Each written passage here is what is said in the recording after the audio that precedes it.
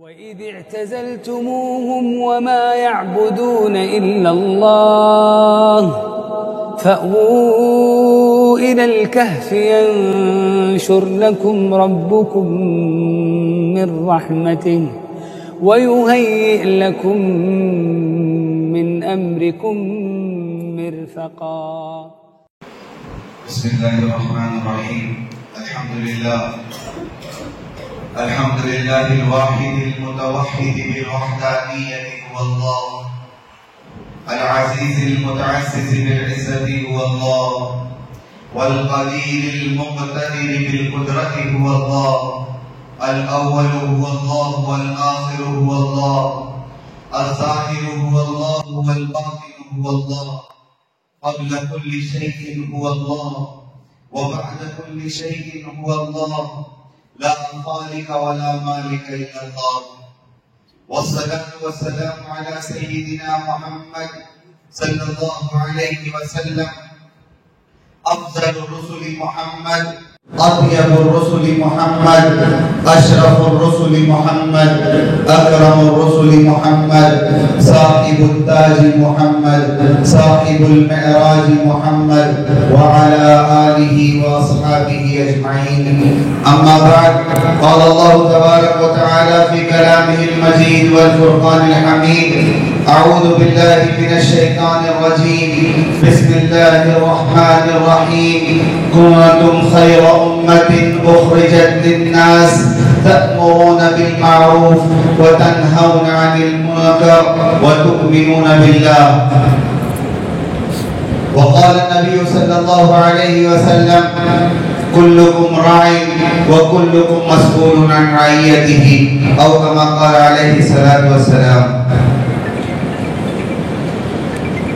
मोहतरम व मुकर्रम उलमाए किराम, तकरीबन मुल्क के तमाम सूबों से 700 से ज़्यादा उलमा यहाँ पर मौजूद है।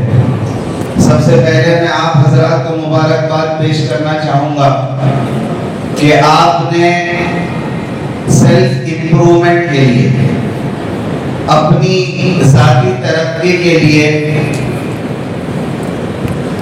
लफ्ज़ फरागत जो हम इस्तेमाल करते हैं कि भाई मदरसे से अब फारिग हो गए, अक्सर ये लफ्ज़ का बहुत गहरा इम्पैक्ट पड़ता है। बहुत सारे लोग यही सोचते हैं कि हकीकत में फारिग हो गए, लेकिन मसला इससे बहुत ज़्यादा अपोजिट है। फारिग नहीं होते बल्कि अब हम अमल के मैदान में आते हैं, और फारिग हो जाने के बाद भी कुछ सीख लेने का जज्बा बहुत बड़ा जज्बा होता है। तो मैं आप हजरात को मुबारकबाद पेश करूंगा कि आपने कुछ सीखने समझने, यहाँ पर जितने अकाबिरीन ने मुहाज़रात आप हजरात के सामने पेश किए हैं उनसे इस्तेफादा करने के लिए दूर दराज का सफ़र किया और यहाँ तशरीफ लाए। और मैं सबसे ज़्यादा मुबारकबाद पेश करना चाहूँगा इस नज़्म के नाज़िम हज़रत मुफ्ती अबू बकर जाबिर कासमी साहब कि उन्होंने इतने सब उलमा को एक जगह पर जमा कर लिया है। ये सबसे ज़्यादा मुश्किल चीज़ है। ये हज़रत मुफ्ती साहब के दर्द दिल और इखलास की बात है कि उनकी आवाज़ पर इतना बड़ा उलमा का मजमा मुल्क भर से यहाँ पर जमा हुआ है। हम सब मिलकर मुफ्ती साहब के लिए दुआ करें कि अल्लाह तबारक व तआला उनके उम्र में, इल्म में, ईमान और तक़वे में बढ़ोतरी और ज़्यादती अता फरमाए। जो टॉपिक मुझे दिया गया है वो क़ियादत और इज्तिमाइयत से मुताल्लिक़ है। सबसे पहले इस टॉपिक के ज़िम्न में लीडरशिप विदाउट टाइटल्स, इस टॉपिक के ज़िम्न में जो मेन आगे का टॉपिक है वो है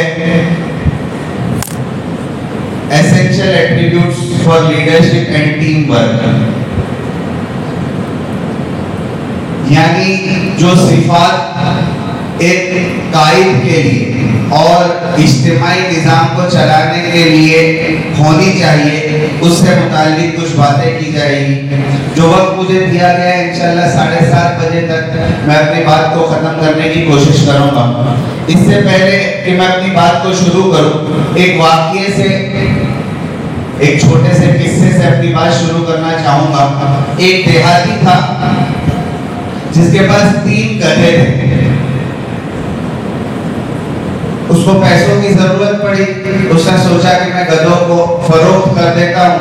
दूसरा जो देहात है वहां पर मंडी लगती थी, वो अपने देहात से 3 गधों को लेकर निकला ताकि बाजू वाले देहात में जो बाजार लगता है वहां पर गधों को मैं बेच सकूं।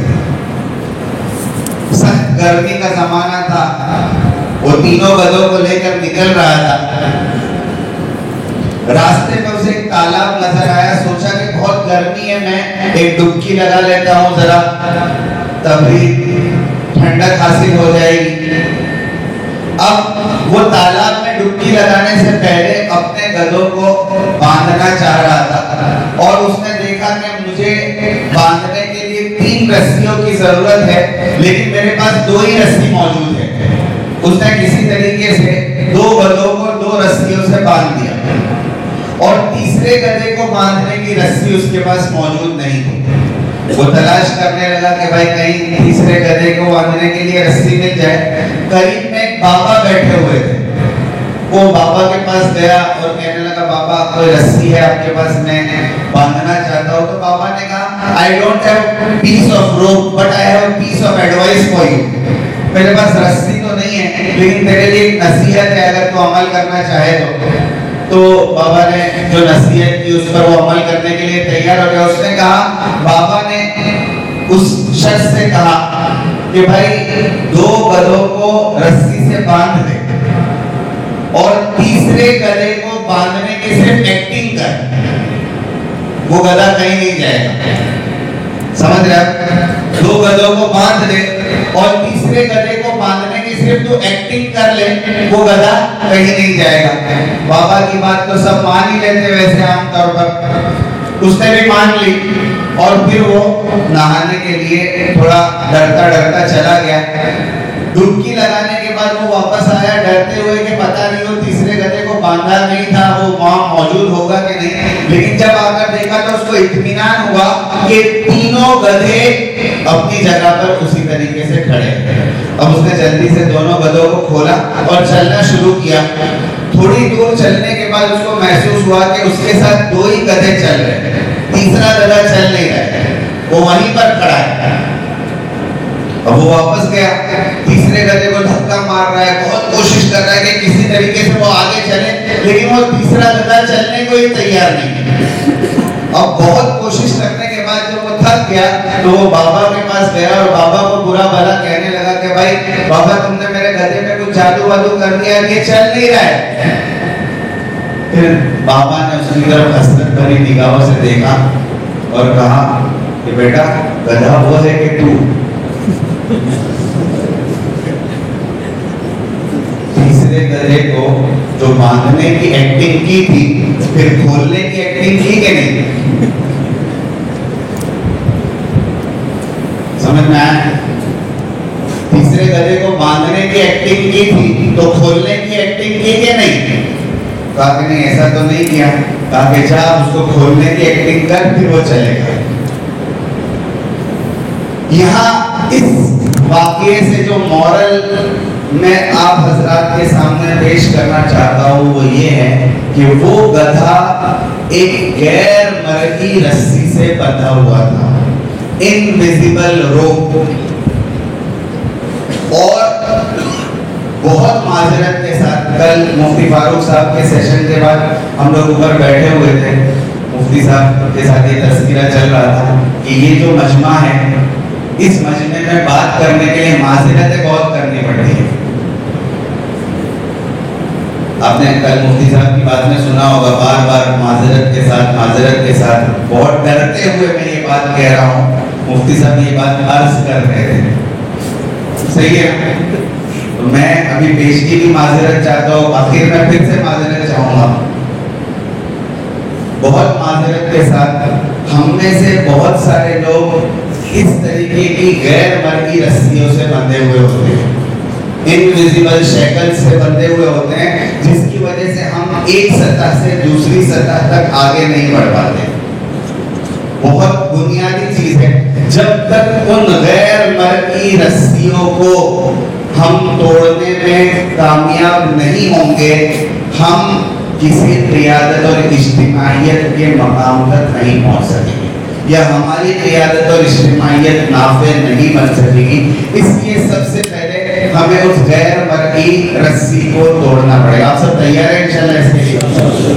चूंकि मुफ्ती साहब ने भी तारुफ करवाया कि एक मोटिवेशनल सेशन जो होता है उसमें ज्यादातर टू वे कम्युनिकेशन होता है, यानी एक अकेला आदमी बोलता नहीं है जिस तरीके से तदरीस दर्स होता है, बल्कि सामने से भी मजमे में से भी कुछ चीजें बुलवाई जाती है। तो आप सब तैयार हैं इंशाल्लाह उस गैर मर्दी रस्सी को तोड़ने के लिए?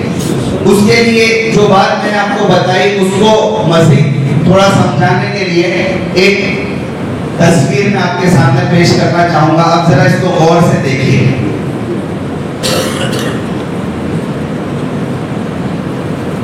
क्या समझ में आ रहा है इससे?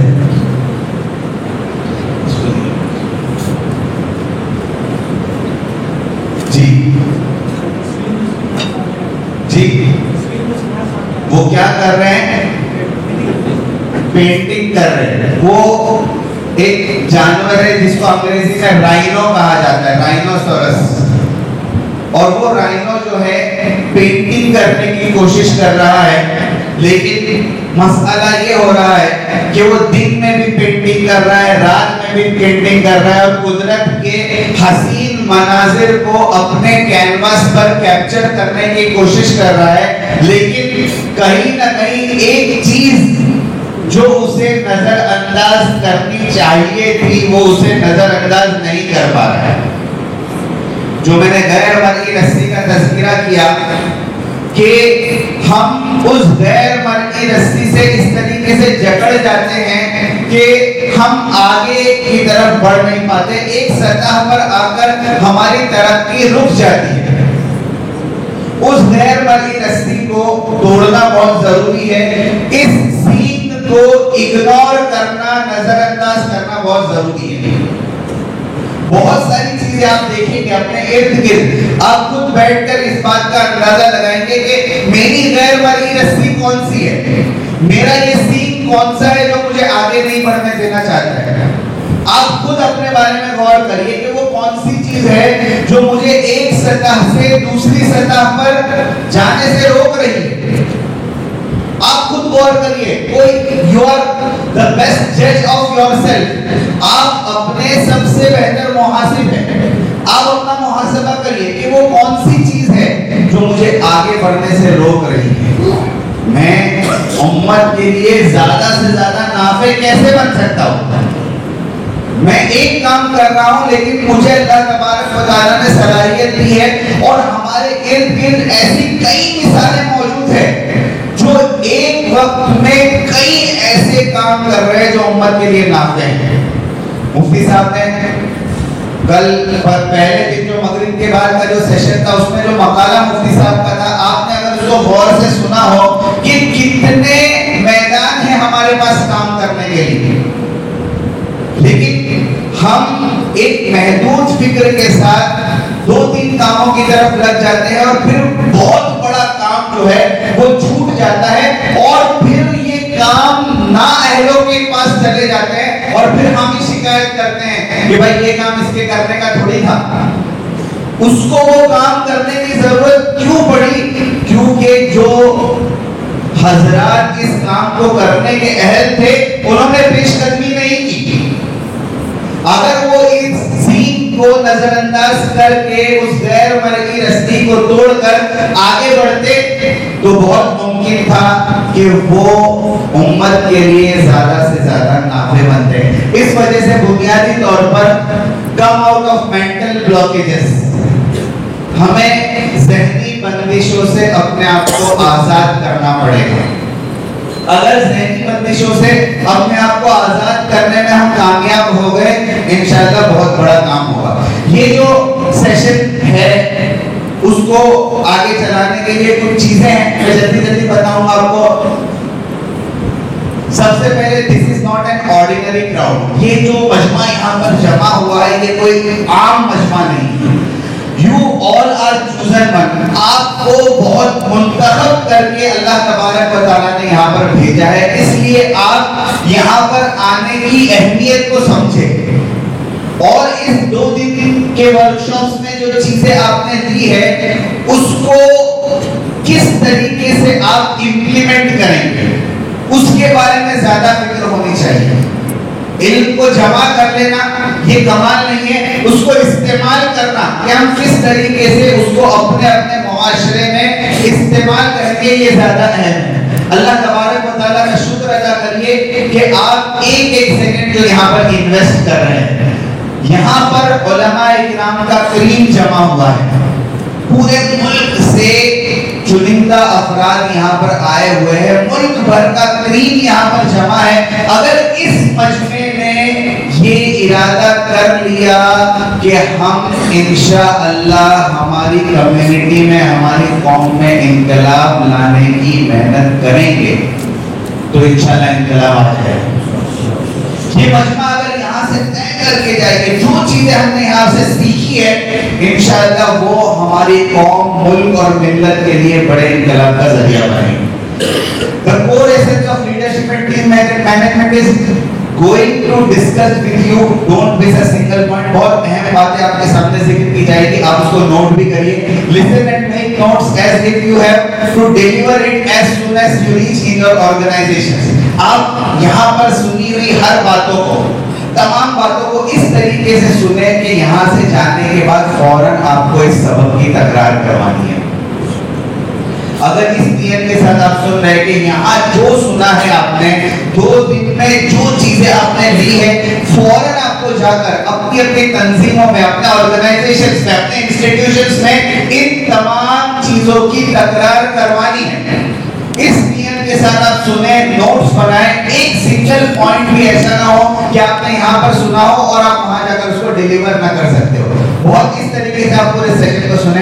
Don't let the language become the barrier in the understanding. कुछ चीजें मेरे सेशन में अंग्रेजी जबान में आएगी तो वो उसको बैरियर ना समझे, इंशाल्लाह उसको आसान तरीके से समझाने की कोशिश की जाएगी। You have to see the presentation style and how to construct a presentation, data collection, slide making, connection with Islamic principles। खास तौर पर मेरे प्रेजेंटेशन में आपको जो चीजें देखनी है, प्रेजेंटेशन बनाने का तरीका, किस तरीके से प्रेजेंटेशन को बनाया जाता है, कंस्ट्रक्ट द प्रेजेंटेशन, पूरे प्रेजेंटेशन की तामीर शुरू से आखिर तक कैसे की जाती है, डाटा कलेक्शन, आप जो चीज प्रेजेंटेशन में पेश कर रहे हैं उसको जमा कैसे करेंगे, मवाद को किस तरीके से जमा करना है, स्लाइड मेकिंग, स्लाइड किस तरीके से बनाई जाती है उसकी तरफ आप फोकस करेंगे।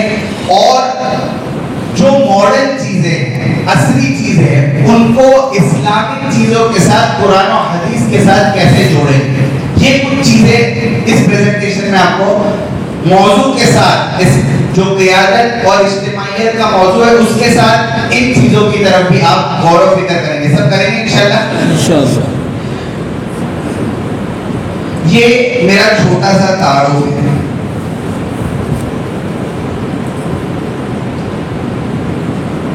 नजर आ रहा है हजरत को? वैसे हमारे मुआशरे में हमारा जो बैकग्राउंड है उलमा हज़रात का, उसमें ये चीज मायूब समझी जाती है कि कोई आदमी अपना तारुफ खुद करवाए, बहुत मायूब समझी जाती है। लेकिन जिस फील्ड में हम लोग काम करते हैं, जैसे कि मुफ्ती साहब ने बताया कि MFERD Millat foundation for education research and development, हमारे प्रेसिडेंट डॉक्टर मुश्ताक साहब, डॉक्टर मौलाना मुश्ताक साहब, जो एक आई सर्जन भी है और बहुत जबरदस्त आलिम दीन है, आज दोपहर में उनका एक सेशन है, आप उनको भी सुनेंगे इंशाल्लाह। हमारे जो MFERD है मुल्क भर की 3000 मुस्लिम मैनेजमेंट स्कूल्स इस ऑर्गेनाइजेशन के साथ एसोसिएटेड है और हमें मुख्तलिफ स्कूलों में टीचर्स के साथ, वहाँ के मैनेजमेंट के साथ, बच्चों के साथ कैरियर गाइडेंस के प्रोग्राम है, पेरेंटिंग ब्रांडिंग के प्रोग्राम करने पड़ते हैं। और आप यकीन मानिए आज मुल्क का ये हाल है कि 100% मुस्लिम मैनेजमेंट स्कूल्स में भी 80% नॉन मुस्लिम टीचर्स होते हैं। ये बहुत बड़ा अलमिया है। 100% मुस्लिम मैनेजमेंट स्कूल्स में भी 80 से ज्यादा नॉन मुस्लिम टीचर्स होते हैं। अब बहुत सारे गैरों की तंजीमों के साथ भी हमारा कोलैबोरेशन है। हम वहां जाकर उनके सामने प्रेजेंटेशंस देते हैं और आप यकीन मानिए इस लिबास में उनके सामने सिर्फ प्रेजेंटेशन पेश करना भी दावत है।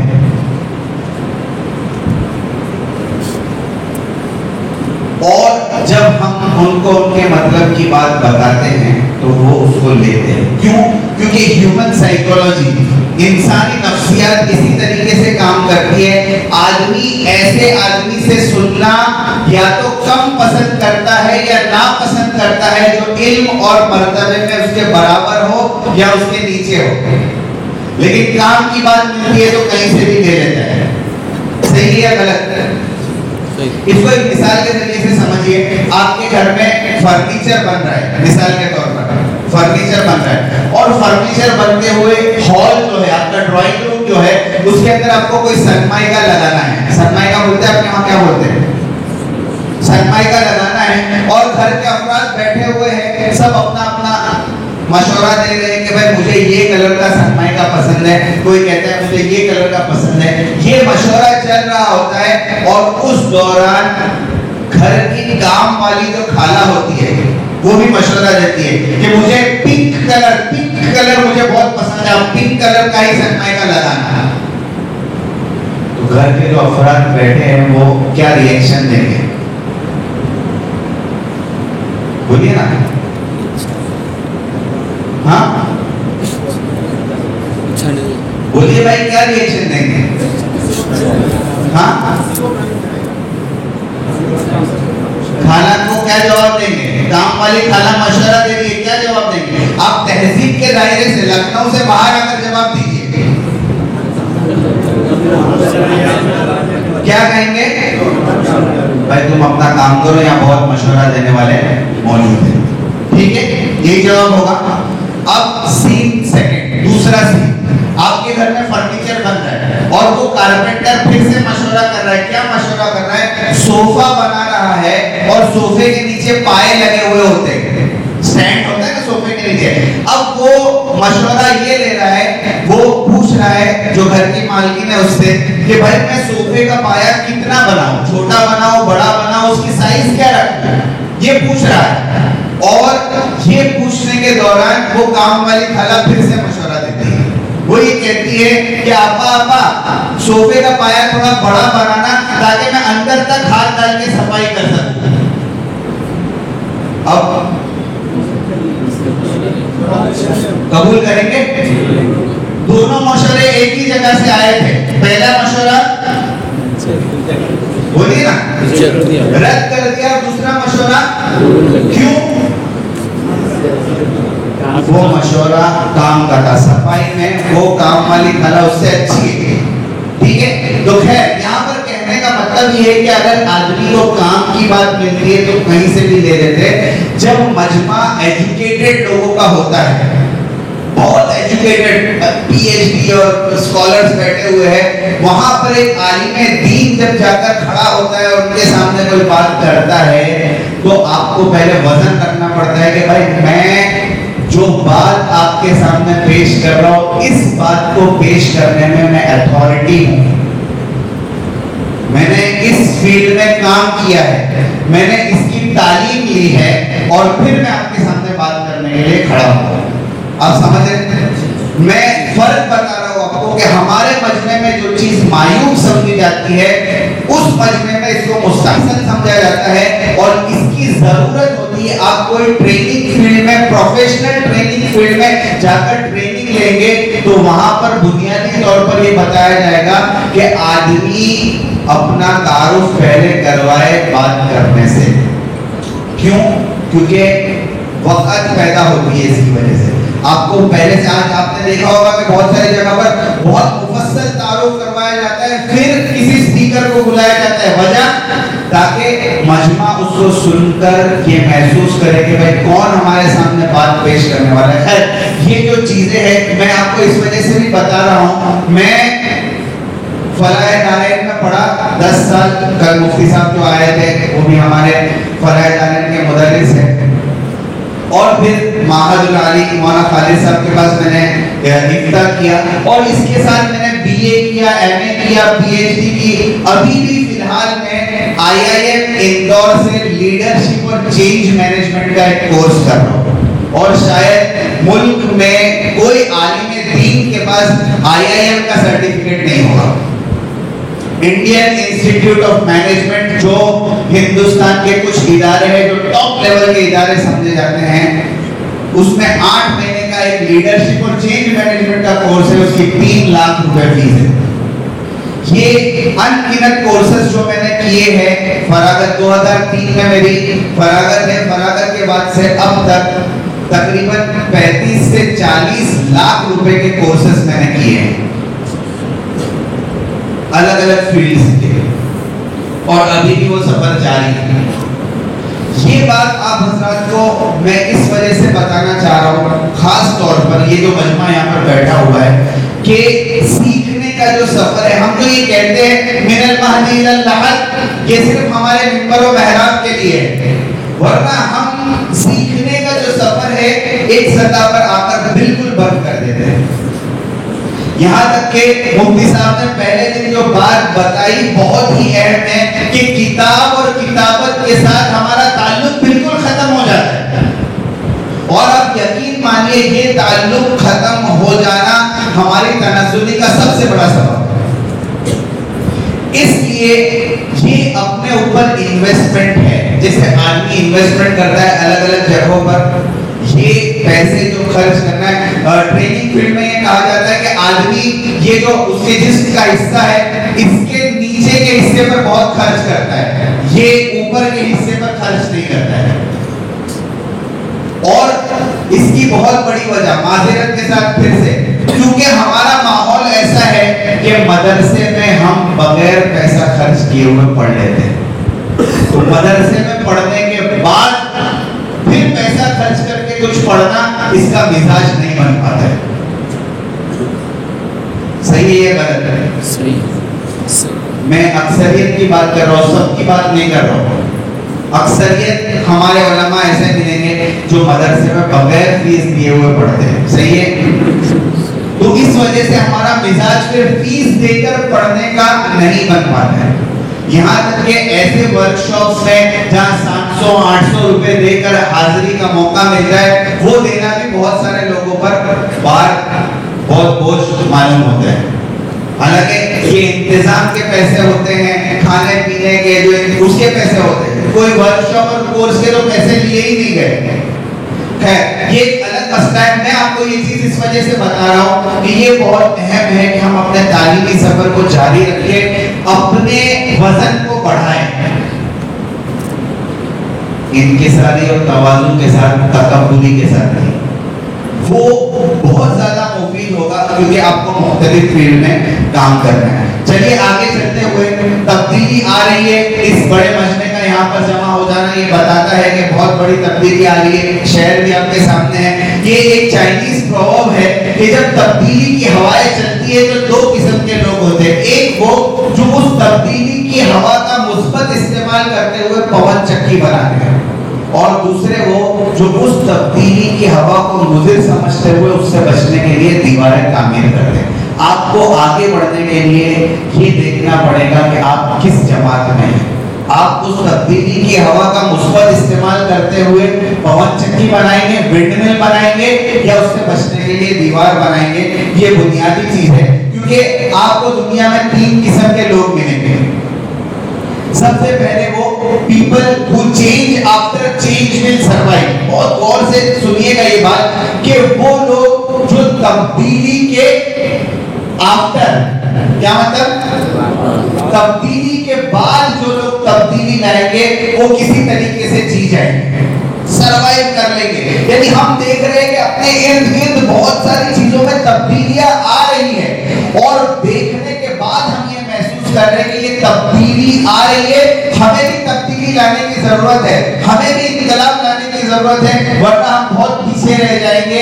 जब हम इस बात को महसूस करते हैं कि अब तब्दीली लानी पड़ेगी, तो तब्दीली के बाद तब्दीली लाने वाले लोग किसी तरीके से जी जाएंगे। दूसरा, people who change will succeed. जो तब्दीली के साथ तब्दीली लाए वो कामयाब होंगे। लेकिन ये जो जमात यहाँ पर बैठी है, ये पहली दो किस्मों में से नहीं है, ये तीसरी किस्म के लोग हैं। और तीसरी किस्म के लोग वो होते हैं जो तब्दीली की वजह बनते हैं। आपको न तब्दीली के बाद तब्दीली लानी है, न तब्दीली के साथ तब्दीली लानी है। इंशाअल्लाह ये कुरान और हदीस के आमिलीन हैं, ये तो हर जमाने में मुस्बत तब्दीली की वजह बनते हैं। हमें इस बात का एहसास होना चाहिए और इस बात पर वक्त होना चाहिए कि हम इंशाअल्लाह हर जमाने में तब्दीली की वजह बनेंगे। सब तैयार हैं इंशाअल्लाह इसके लिए? अल्लाह तबारक व तआला कामयाबी अता फरमाए। सबसे पहले आपको क़ियादत जिस जमाने में करनी है और इज्तिमाइयत का काम, टीम वर्क का काम जिस जमाने में करना है, उस जमाने को समझना बहुत जरूरी है। बुनियादी तौर पर अगर आपको क़ियादत के बारे में कुछ मालूम करना है, तो ये मालूम करना पड़ेगा कि आपको किस जमाने में क़ियादत करनी है। फ्यूचर, हमारा मुस्तकबिल कैसा होने वाला है, उस फ्यूचर को आप जितना ज्यादा अच्छे से जानेंगे, आपको पता चलेगा कि उस फ्यूचर के लिए हमें क्या तैयारी करनी है। आखिर किताबुल फितन में अल्लाह के रसूल ने कुर्बे क़यामत से मुताल्लिक इतनी सब चीजों को वजाहत के साथ क्यों बयान किया? ताकि उस जमाने के आने से पहले ये जो जमात है, जो नबियों के वारिस है, ये उस जमाने के लिए लोगों को तैयार करना है। उस जमाने के लिए तैयार करना ये हमारा काम है। वो जमाना जो आने वाला है, हम हदीसों में बहुत तफसील से सुनते हैं, उसको एक मॉडर्न पर्सपेक्टिव में पेश करने की कोशिश करूंगा। फ्यूचर की स्पेलिंग आपको पता है क्या है? FUTURE। ये फ्यूचर की स्पेलिंग है अंग्रेजी में, यानी मुस्तकबिल के मुस्तकबिल कैसा होने वाला है। सबसे पहला क्या है? F। Future is going to be fast. Future बहुत ज्यादा तेजी के साथ आगे बढ़ने वाला है। बहुत ज्यादा तेजी के साथ, बहुत ज्यादा तेजी के साथ आगे बढ़ने का मतलब ये है कि हम तो सोचते ही रह जाते हैं।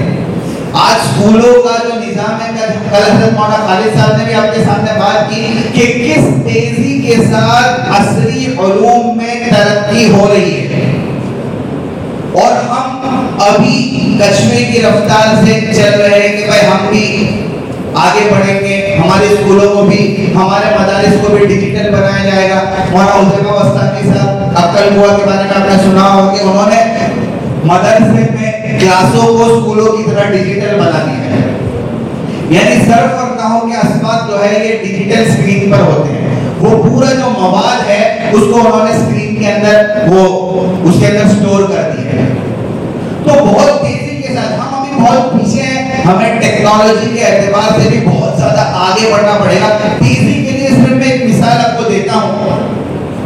ये एक सर्वे है जो मैं आपको पेश कर रहा हूँ आपके सामने। क्या है कि एक चीज जो मार्केट में लॉन्च होती है, उसको 50 मिलियन लोगों तक पहुंचने में कितना वक्त लगता है? 50 मिलियन कितना होता है? 1 मिलियन कितना होता है? और 50 मिलियन, यानी ये कह रहे हैं कि भाई ये एक चीज मार्केट में लॉन्च होती है, उसको 50 मिलियन लोगों तक पहुंचने में कितना वक्त लगता है? पहली चीज जी बोलिए ना साथ में, क्या है? टेलीफोन। ग्राम बेल ने टेलीफोन को इजाद किया 1876 में। ये टेलीफोन मार्केट में आया। इस टेलीफोन के मार्केट में आने के बाद 50 मिलियन लोगों तक पहुंचने में इसको कितने साल लगे? 75 साल। यानी 1876 से 75 साल को जोड़ लीजिए, उसके बाद ये टेलीफोन 50 मिलियन घरों तक पहुंचा। उसके बाद जो चीज मार्केट में आई वो थी रेडियो 1895 में रेडियो मार्केट में आया। 50 मिलियन लोगों तक पहुंचने में कितना वक्त लगा? आपने फर्क देखा? पहली चीज को कितना वक्त लगा था और उसके बाद की चीज को आधा हो गया, तकरीबन 38 साल। और आगे चलिए, फिर एक चीज मार्केट में आई, क्या है? टेलीविजन मार्केट में आया 1926 में। 50 मिलियन लोगों तक पहुंचने में कितना वक्त लगा? कितना फर्क हो गया देखा आपने? और आगे चलिए, इंटरनेट मार्केट में आया बोलिए ना 70 में। कितना वक्त लगा 50 मिलियन लोगों तक पहुंचने में? अब आप फर्क देखिए, 75 से 4 साल। और आगे चलिए, फिर आया मार्केट में फेसबुक 2004 के अंदर। जुकरबर्ग ने इसको मार्केट में लॉन्च किया। कितना वक्त लगा? अभी तक हम सालों में बात कर रहे हैं। किस में बात कर रहे हैं? सालों में बात कर रहे हैं। और आगे चलिए, 2006 में YouTube मार्केट में आया। आप देखिए, 3 लोगों ने इसको इजाद किया, जिसमें एक मुस्लिम भी है। देखा आपने? इसको 2006 में मार्केट में लॉन्च किया गया। 50 मिलियन लोगों तक पहुंचने में कितना वक्त लगा? 19 महीने। कितना? 10 महीने, सॉरी 10 महीने। अभी भी हम लोग महीनों में बात कर रहे हैं। और आगे चलिए, एक गेम मार्केट में आती है 2018 में, पोकेमॉन, और 50 मिलियन लोगों तक पहुंचने में उसको कितना वक्त लगा है? 19। कितना वक्त लगा है? 19 दिन। और अभी भी मैं आपके सामने बात कर रहा हूँ 2018 की। हम लोग कहाँ पर है अभी? अभी आपने सुना होगा एक चीज मार्केट में आई जिसका नाम है थ्रेड। सुना आपने किसी ने? ये ट्विटर की तरह एक चीज है, थ्रेड, और सेकंडों में ये लाखों लोगों तक पहुंच गई। मैं आपको सिर्फ यहाँ पर ये बताना चाह रहा हूँ कि हमें अपनी तेजी को बढ़ाना पड़ेगा। हम जो सुस्त रफ्तारी के साथ चल रहे हैं, हम सोच रहे कि भाई धीरे धीरे धीरे धीरे चलते रहेंगे। हमें अपनी मेहनतों को, काविशों को, कोशिशों को बढ़ाना पड़ेगा, वरना हम बहुत पीछे रह गए। दुनिया किस तेज रफ्तारी के साथ आगे बढ़ रही है, इसकी एक और मिसाल आपने यहाँ पर देखा। एफ के साथ मैंने आगे लिखा है प्रोग्रेस लाइक पॉपकॉर्न। क्या मतलब पॉपकॉर्न का? पॉपकॉर्न खाया आपने? हैदराबाद के लोग कितने हैं? हैदराबाद लोकल। हैदराबाद का सबसे बड़ा मॉल कौन सा है? शरत मॉल। शरत मॉल। शरत मॉल जी। आपने अपने स्कूलिंग के जमाने में पॉपकॉर्न खाया? कितने का आता था? आप जब स्कूल में जाते थे, बस्ता उठाकर पॉपकॉर्न खाते थे ना रेडी पर, 2 रुपए का, 1 रुपए का, 2 रुपए का। अभी ये जो मॉल, कौन सा मॉल, नाम नहीं पता? इनऑर्बिट और शरत मॉल। इनऑर्बिट मॉल में। चलिए, इनऑर्बिट मॉल तो सब गए ही होंगे। आधी दुनिया हमारी मॉलों में बसती है आजकल। गए होंगे सब मॉल में। मॉल में जाकर कभी पॉपकॉर्न खाया? जी बोलिए ना। उसके अंदर थोड़ा मसाला डालिए, थोड़ा बटर भी डालिए। कितने का मिलता है? 50। जी 200। जितना बड़ा मॉल, 200, 250, 400, 500 वो पॉपकॉर्न, यानी वो 1 रुपए का पॉपकॉर्न या 2 रुपए का पॉपकॉर्न आज 100 रुपए और 200 रुपए तक पहुंच चुका है। कितने % का ग्रोथ है? ये एक सिली सा एग्जांपल है, यानी समझने के लिए कितने % का ग्रोथ है। 1 रुपए की चीज अगर 100 रुपए में मार्केट में बिक रही है अभी, वो कितने % का ग्रोथ है? हमारा उतना ग्रोथ हुआ? हजरत इंसान का क्या इतने % का ग्रोथ हुआ? ये सोचने की बात है। चलिए दूसरे पे चले जाए हम लोग। क्या है? Future is going to be unpredictable. Unpredictable का मतलब ये है कल क्या होगा ये पता नहीं। Future is unpredictable. कल हालात किस करवट बदलेंगे हमें इसका कोई एहसास नहीं। हम अपने आप को हर किस्म के हालात के लिए तैयार रखें। कोरोना आ गया, मदारिस बंद हो गए, मदारिस के पास असातिज़ा को देने की तनख्वाह नहीं है। क्या किया भाई, वो मदरस जो है तनख्वाह ही नहीं है देने के लिए, क्या करेंगे मदरस, उनको उनके हाल पर छोड़ दिया। वो मुदर्रिसी जिन्होंने दर्स और तदरीस के अलावा अपनी जिंदगी में कुछ किया ही नहीं है, और मदरसे की तनख्वाह के अलावा बेचारों ने कभी सोचा ही नहीं कि हमारी इनकम का कोई सोर्स दूसरा भी हो सकता है, कभी इस तरफ उनका नजरिया गया ही नहीं है। वो क्या करेंगे, क्या करेंगे वो? क्या उस संगीन हालत के लिए अपने आप को तैयार करना जरूरी है या नहीं है? बोलिए ना, जरूरी है। क्योंकि वो चीज कादल फक्र कुफ्र तक पहुंचा सकती है ना।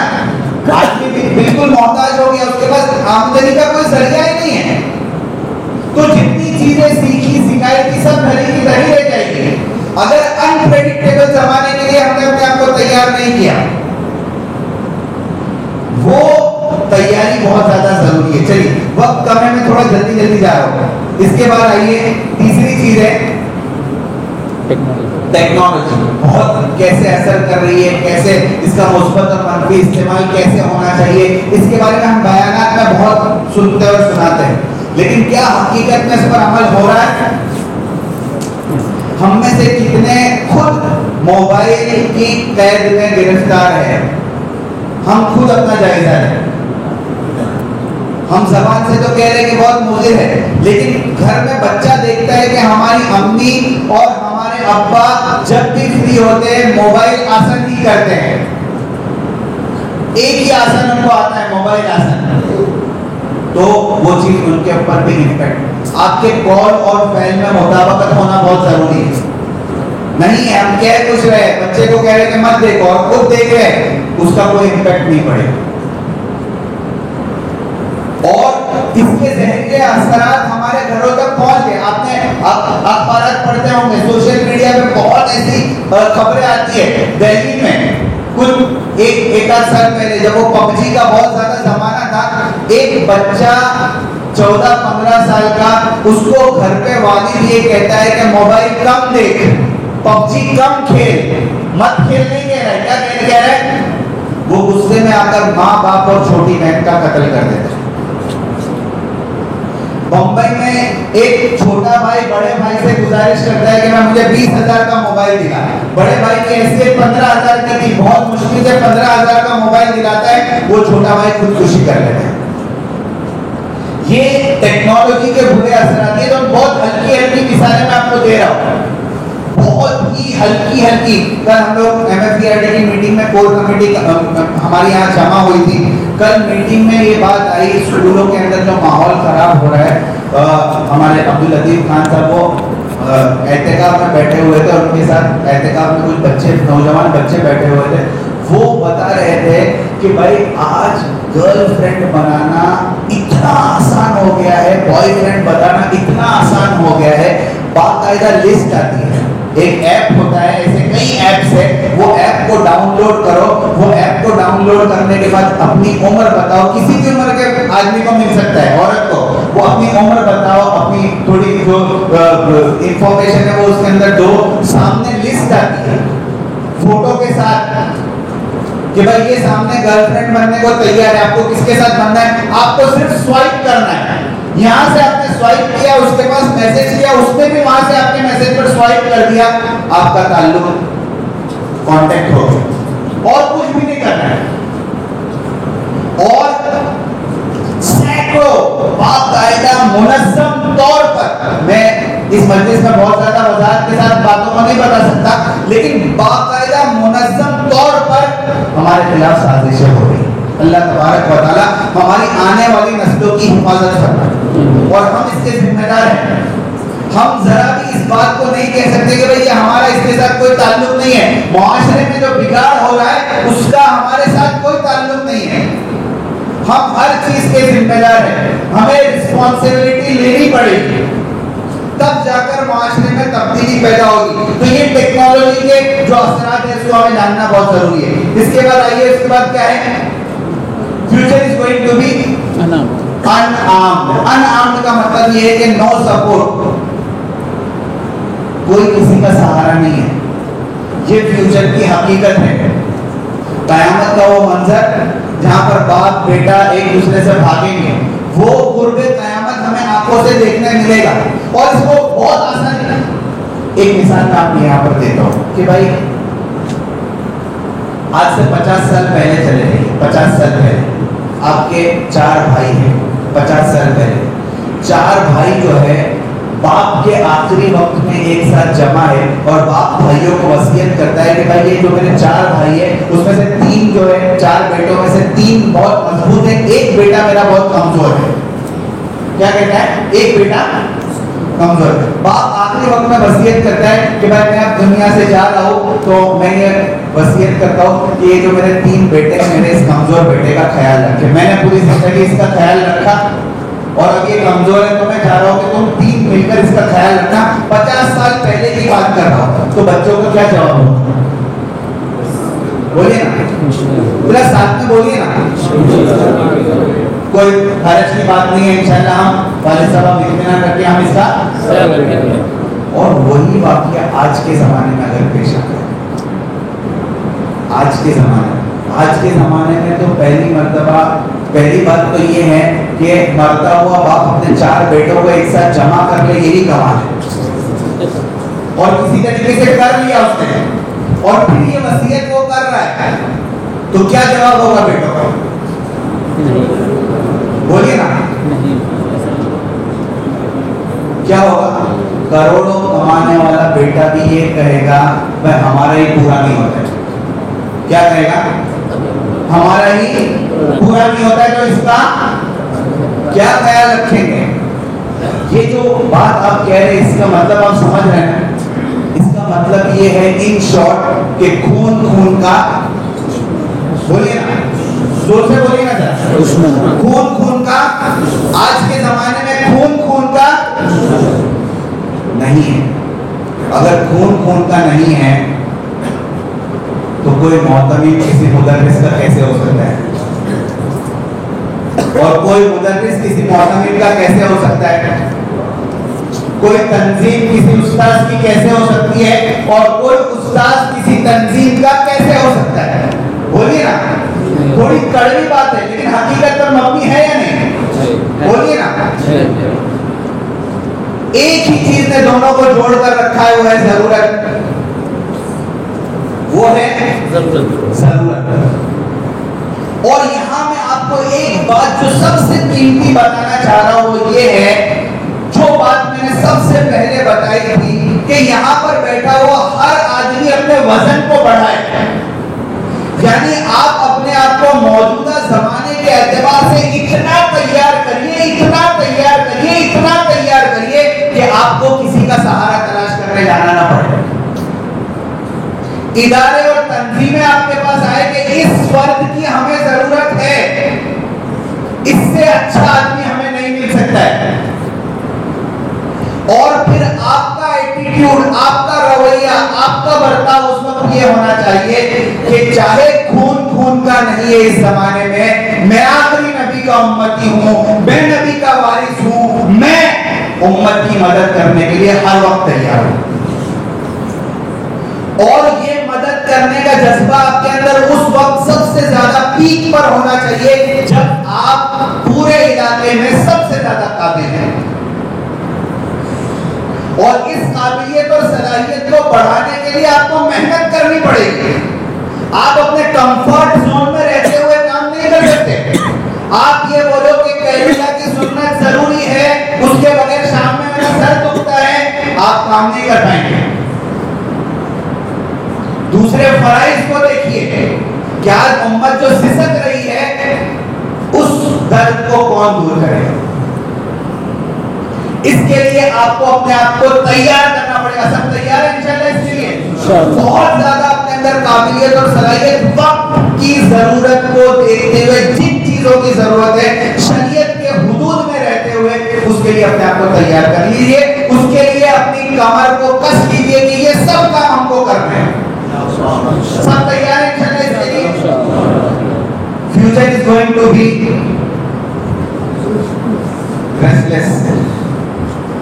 थकान तो होगी भाई, मेहनत करेंगे, कोशिश करेंगे, काबिश करेंगे आगे बढ़ने के लिए, थकन तो लगेगी, अभी भी थक जाते हैं ना, अभी भी थकते हैं ना भाई, इमामत भी कराना है, मदरसा भी पढ़ाना है, बीवी का सौदा भी लाना है, बच्चों की स्कूल और ट्यूशन की फिक्र भी करना है, सब चीजें एक साथ करनी है, थक जाते हैं ना, बोलो ना जी मुस्तकबिल में और ज्यादा थकोगे, फ्यूचर में और ज्यादा थकोगे,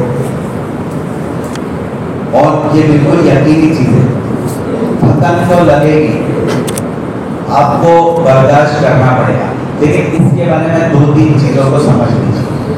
मैंने सामने एक लफ्ज लिखा है, क्या है? कंपटीशन। मसला ये है कि थकन लगने की बुनियाद और वजह क्या बनती है। कभी कभी जो है ना, आदमी इसलिए नहीं थकता है और उसको बुरा इस वजह से, उसका पेट इस वजह से नहीं दुखता है कि उसका घर छोटा है, उसका पेट इस वजह से दुख रहा है कि सामने वाले का क्यों बड़ा हो गया। सही है गलत? उसको तकलीफ इस वजह से नहीं है कि मेरा इदारा क्यों छोटा है, इस वजह से है कि बाजू की सड़क पर दूसरा इदारा बन गया, वो बहुत बड़ा है, और ये कंपटीशन जो है उसको काम करने नहीं देता और उसको ज्यादा थकाता है।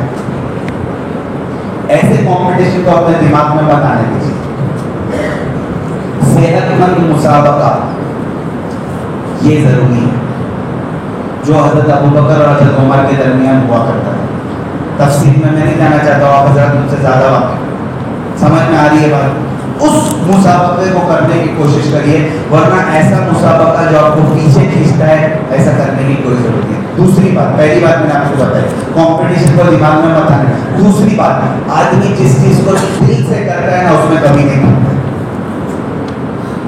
जिस चीज को आप बोझ समझकर कर रहे हैं, उसको आप छोड़ दीजिए, चाहे वो इमामत हो, चाहे वो तदरीस हो, चाहे वो खिताबत हो, बोझ समझकर, मेरे अल्फाज के ऊपर गौर करिएगा, जिस चीज को आप बोझ समझकर कर रहे हैं उसको करने की जरूरत नहीं।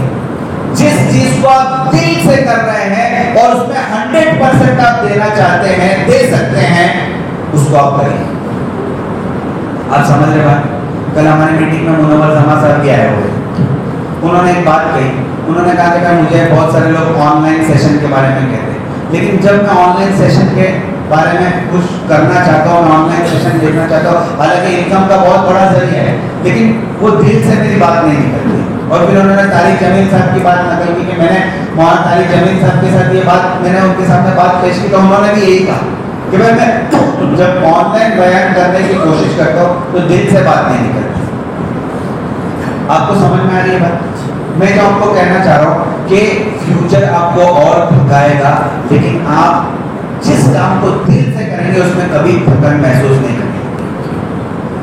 अभी हज़रत मुफ्ती अबू बकर साहब जो बात फरमा रहे थे कि भाई ये बड़े बड़े लोग सफर की सऊबतों को बर्दाश्त करके यहाँ पर आ रहे हैं, क्यों? क्योंकि उनको एहसास है कि ये मजमा तो यहाँ पर जमा हुआ है, ये क्रीम है, इन तक बात को पहुँचाना जरूरी है। अगर इस मजमे के सामने सही बात पहुँच गई, इंशाअल्लाह पूरे मुल्क में तब्दीली आएगी। इस फिक्र के साथ, इस दर्द के साथ, उस दिल के साथ वो लोग आ रहे हैं ताकि आपके सामने बात को कहें। तो जो काम आप दिल से करेंगे उसमें कभी भी इंशाअल्लाह नहीं थकेंगे। आखिरी चीज और एक कंपटीशन की बात मैं आपको बताता चलूं, इसको छोड़ दीजिए। कंपटीशन की जो मैंने बात आपको कही, ये देखा आपने, कौन है जी? सब्जी वाला। इसका कंपटीशन किसके साथ है? दुकान वाले के साथ। मतलब ये चाहता है कि भाई मुझे घर घर सब्जी देने जाना पड़ता है, दुकान वाले के पास घर घर से लोग सब्जी, तो मेरी भी कभी एक दुकान हो जाए ताकि मुझे घर घर जाना ना पड़े, मेरे पास घर घर से लोग, तो मैं इसका कंपटीशन दुकान वाले के साथ है कि भाई कभी मेरी भी एक दुकान बोलिए ना। इस हद तक कंपटीशन समझ में आने वाली बात है, लेकिन आज कंपटीशन का मयार ये नहीं है। कंपटीशन दिमाग में मत आने दीजिए, क्योंकि आज कंपटीशन का मयार ये नहीं है, क्योंकि इसका कंपटीशन आज किसके साथ है पता है? किसके साथ है? इसका कंपटीशन आज हिंदुस्तान के सबसे मालदार आदमी के साथ है, क्योंकि ये भी सब्जी बेच रहा है और रिलायंस फ्रेश में ये भी सब्जी सब्जी बेचने के एतबार से दोनों मुश्तरक है, उसके दूसरे कारोबार अपनी जगह पर है, लेकिन सब्जी बेचने के एतबार से ये भी सब्जी बेच रहा है, वो भी, तो इसके मुकाबले में कौन है? अब इसके दिमाग में अगर अंबानी आएगा तो ये ठेले से भी जाएगा। आप समझ रहे बात? तो कंपटीशन का मेयार आज कुछ भी नहीं है, इसलिए कंपटीशन को अपने दिमाग में मत आने दीजिए। दूसरी एक बहुत अहम बात, मैं कुछ किताबों के हवाले देता हूँ, लेकिन हमारे बुजुर्ग जो यहाँ पर मौजूद थे उन्होंने बहुत सारी मुख्तलिफ इस्लामिक किताबों के हवाले दिए आपको। मैं एक किताब का आपको हवाला दूं, उस किताब को जरूर पढ़िए, उसका नाम है यू कैन विन। किताब का नाम है यू कैन विन, उसके ऑथर का नाम है शिव खेरा। बहुत अच्छी किताब है, बहुत सारी चीजें उन्होंने बताई है। उसमें एक चीज उन्होंने बताई है कि किसी फील्ड में काम करने वाले 3 किस्म के लोग होते हैं। एक वो आदमी जितना मिलता है उससे भी कम काम करता है, समझने वाली बात, जितना मिलता है उससे भी कम काम करता है। दूसरा आदमी जितना मिलता है उतना ही काम करता है। तीसरा आदमी जितना मिलता है उससे ज्यादा काम करता है। वो कहते हैं कि पहले 2 आदमी को कंपटीशन से डरने की जरूरत है, लेकिन तीसरे आदमी को कंपटीशन से डरने की जरूरत नहीं है, क्योंकि वो ऑलरेडी अपने पोटेंशियल से ज्यादा डिलीवर कर रहा है। जितना मिल रहा है उससे ज्यादा मेहनत कर रहा है, इसलिए उसको किसी भी किस्म के कंपटीशन से कभी भी डरने की जरूरत नहीं। अगर आपको इस बात का एहसास है कि मैं जितनी तनख्वाह ले रहा हूं उससे ज्यादा दे रहा हूं, तो आपको कंपटीशन से कभी डरने की जरूरत नहीं है। लेकिन आप कहीं पर भी ये महसूस कर रहे हैं कि मैं अपनी तनख्वाह का पूरा हक अदा नहीं कर रहा हूं, तो ये बात आप दिमाग में रखिएगा, कभी भी आपको फुटबॉल कर दिया जाएगा। बहुत आसान अल्फाज में मैंने कहा, समझ में आई बात? तो हमेशा अपने पोटेंशियल और सलाहियत से ज्यादा डिलीवर करने की कोशिश करिए। ये चीज हम लोग इस मजमे में नहीं बोलते, ये चीज हम लोग स्कूल में बोलते हैं टीचर्स के सामने, लेकिन आज हमें इस बात को समझने की जरूरत है। वजह इसकी ये है कि इदारों की कसरत होते जा रही है। आपने देखा रमजान का महीना गुजरा, शहरों की मस्जिदों में जाकर देखिए, हर नमाज के बाद सफीरों की भीड़ लगी हुई है, भीड़ लगी हुई है। देखा आपने क्या वजह? मदारिस बढ़ते ही जा रहे, बढ़ते ही जा रहे। जरूरत भी है, लेकिन क्वालिटी मदारिस की जरूरत है, जो अच्छे अफराद पैदा कर सके। वो मदारिस जिसको नहीं कहना चाहिए, लेकिन अफसोस के साथ कहना पड़ता है कि सिर्फ दुकान है, बल्कि कई मर्तबा तहकीक करने के बाद पता चलता है कि जो सुफरा आते हैं और कहते हैं कि भाई हमारे यहाँ 100 बच्चे हैं, 200 बच्चे हैं, 300 बच्चे हैं, 2 या 3 बच्चों से ज्यादा होते नहीं, और कहीं कहीं पर तो मदरसे ही नहीं होते। अब आप इस बात का उम्मत कितना पैसा देगी? कब तक मदरसे उम्मत के पैसे पर चलेंगे? हम अपने मदरसों को क्या सेल्फ डिपेंडेंट बना सकते हैं कि हमें किसी के पैसे की जरूरत न पड़े, हमारा मदरसा खुद कफील है? क्या इसकी तरफ हम कुछ सोच सकते हैं? इसके ऊपर हम लोग मेहनत कर सकते हैं कि हम अपने मदरसे को खुद कफील बनाएं, कि हमारा मदरसा तो ऐसा मदरसा है जो 10 दूसरे मदरसों को चला सकता है। इसके ऊपर गौर व फिक्र करने की जरूरत है। खैर, बहुत सारी अलग अलग चीजें मैंने बताई। लास्ट चीज, फ्यूचर की स्पेलिंग में क्या है? आर मैंने बताया, और लास्ट है ई। ई के सामने आता है इमोशंस। क्या आता है? इमोशंस। इमोशंस का क्या मतलब है? क्या है? जज्बात। और हमारी कौम का सबसे बड़ा मसला ये है कि हमें इमोशंस को कंट्रोल करना नहीं आता है। सही है गलत? जज्बात को कंट्रोल करना हमें बिल्कुल नहीं आता है कि किस तरीके से। और एक लीडर और काइद के लिए सबसे बुनियादी जरूरत है कि उसे अपने इमोशंस पर कंट्रोल करना आना चाहिए। इमोशनल इंटेलिजेंस एक मुस्तकिल टॉपिक है कि किस तरीके से जज्बाती जहानत को काम में लाना चाहिए। इमोशनल इंटेलिजेंस और बहुत बड़ा मसला है, बहुत बड़ा मसला है। आपने देखा होगा एक मुस्लिम महल्ला है, आगे से एक ऑटो चल रही है, उसका ड्राइवर भी मुसलमान है, पीछे से बाइक वाला आ रहा है वो भी मुसलमान है, ऑटो वाले ने अगर ब्रेक मार दी और अचानक बाइक वाला पीछे से ऑटो में घुस गया, क्या होगा? मुस्लिम मोहल्ला है, क्या होगा? बोलिए ना। दोनों उतरेंगे, एक दूसरे की माँ बहन की तारीफें करेंगे और फिर क्या होगा? बोलिए ना, हाथापाई होगी, एक दूसरे का सर फोड़ेंगे, होगा ना ये सब? जेल भी जाएंगे और हॉस्पिटल भी जाएंगे ना। क्यों हुआ ये? सॉरी बोलना नहीं है। क्यों हुआ? कोई भी दोनों में से एक उतर कर ये कहता कि भाई बहुत ज्यादा जल्दी में था, बहुत ज्यादा गलती हो गई, माफ कर दे, मुझे कहीं पहुंचना था और मुझसे बहुत बड़ी गलती हो गई। कोई अगर ये कहता तो क्या होता? दोनों में से कोई भी कहता तो मोहब्बत बढ़ती?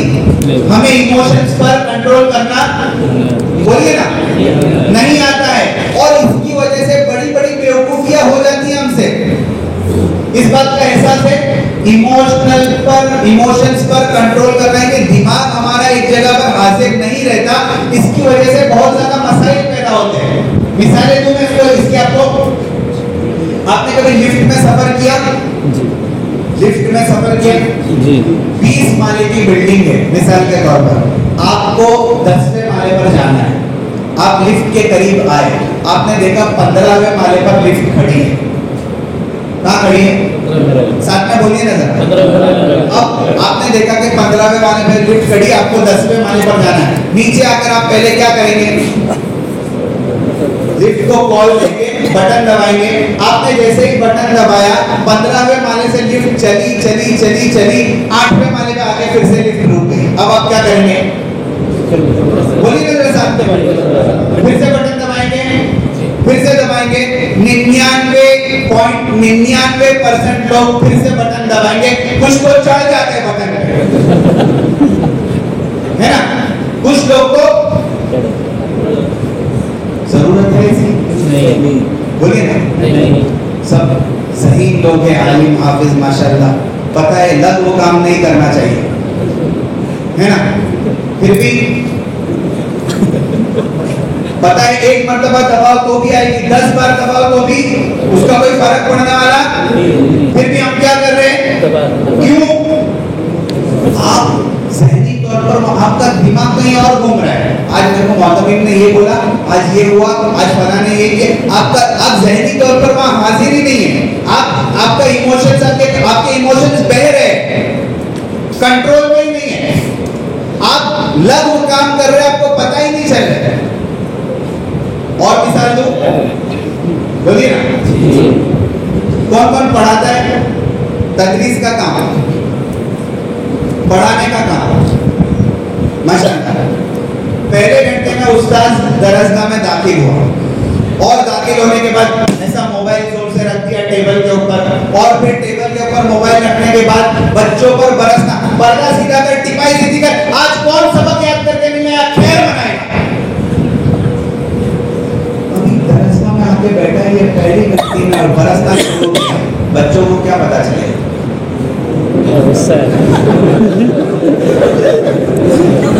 कहाँ से आए?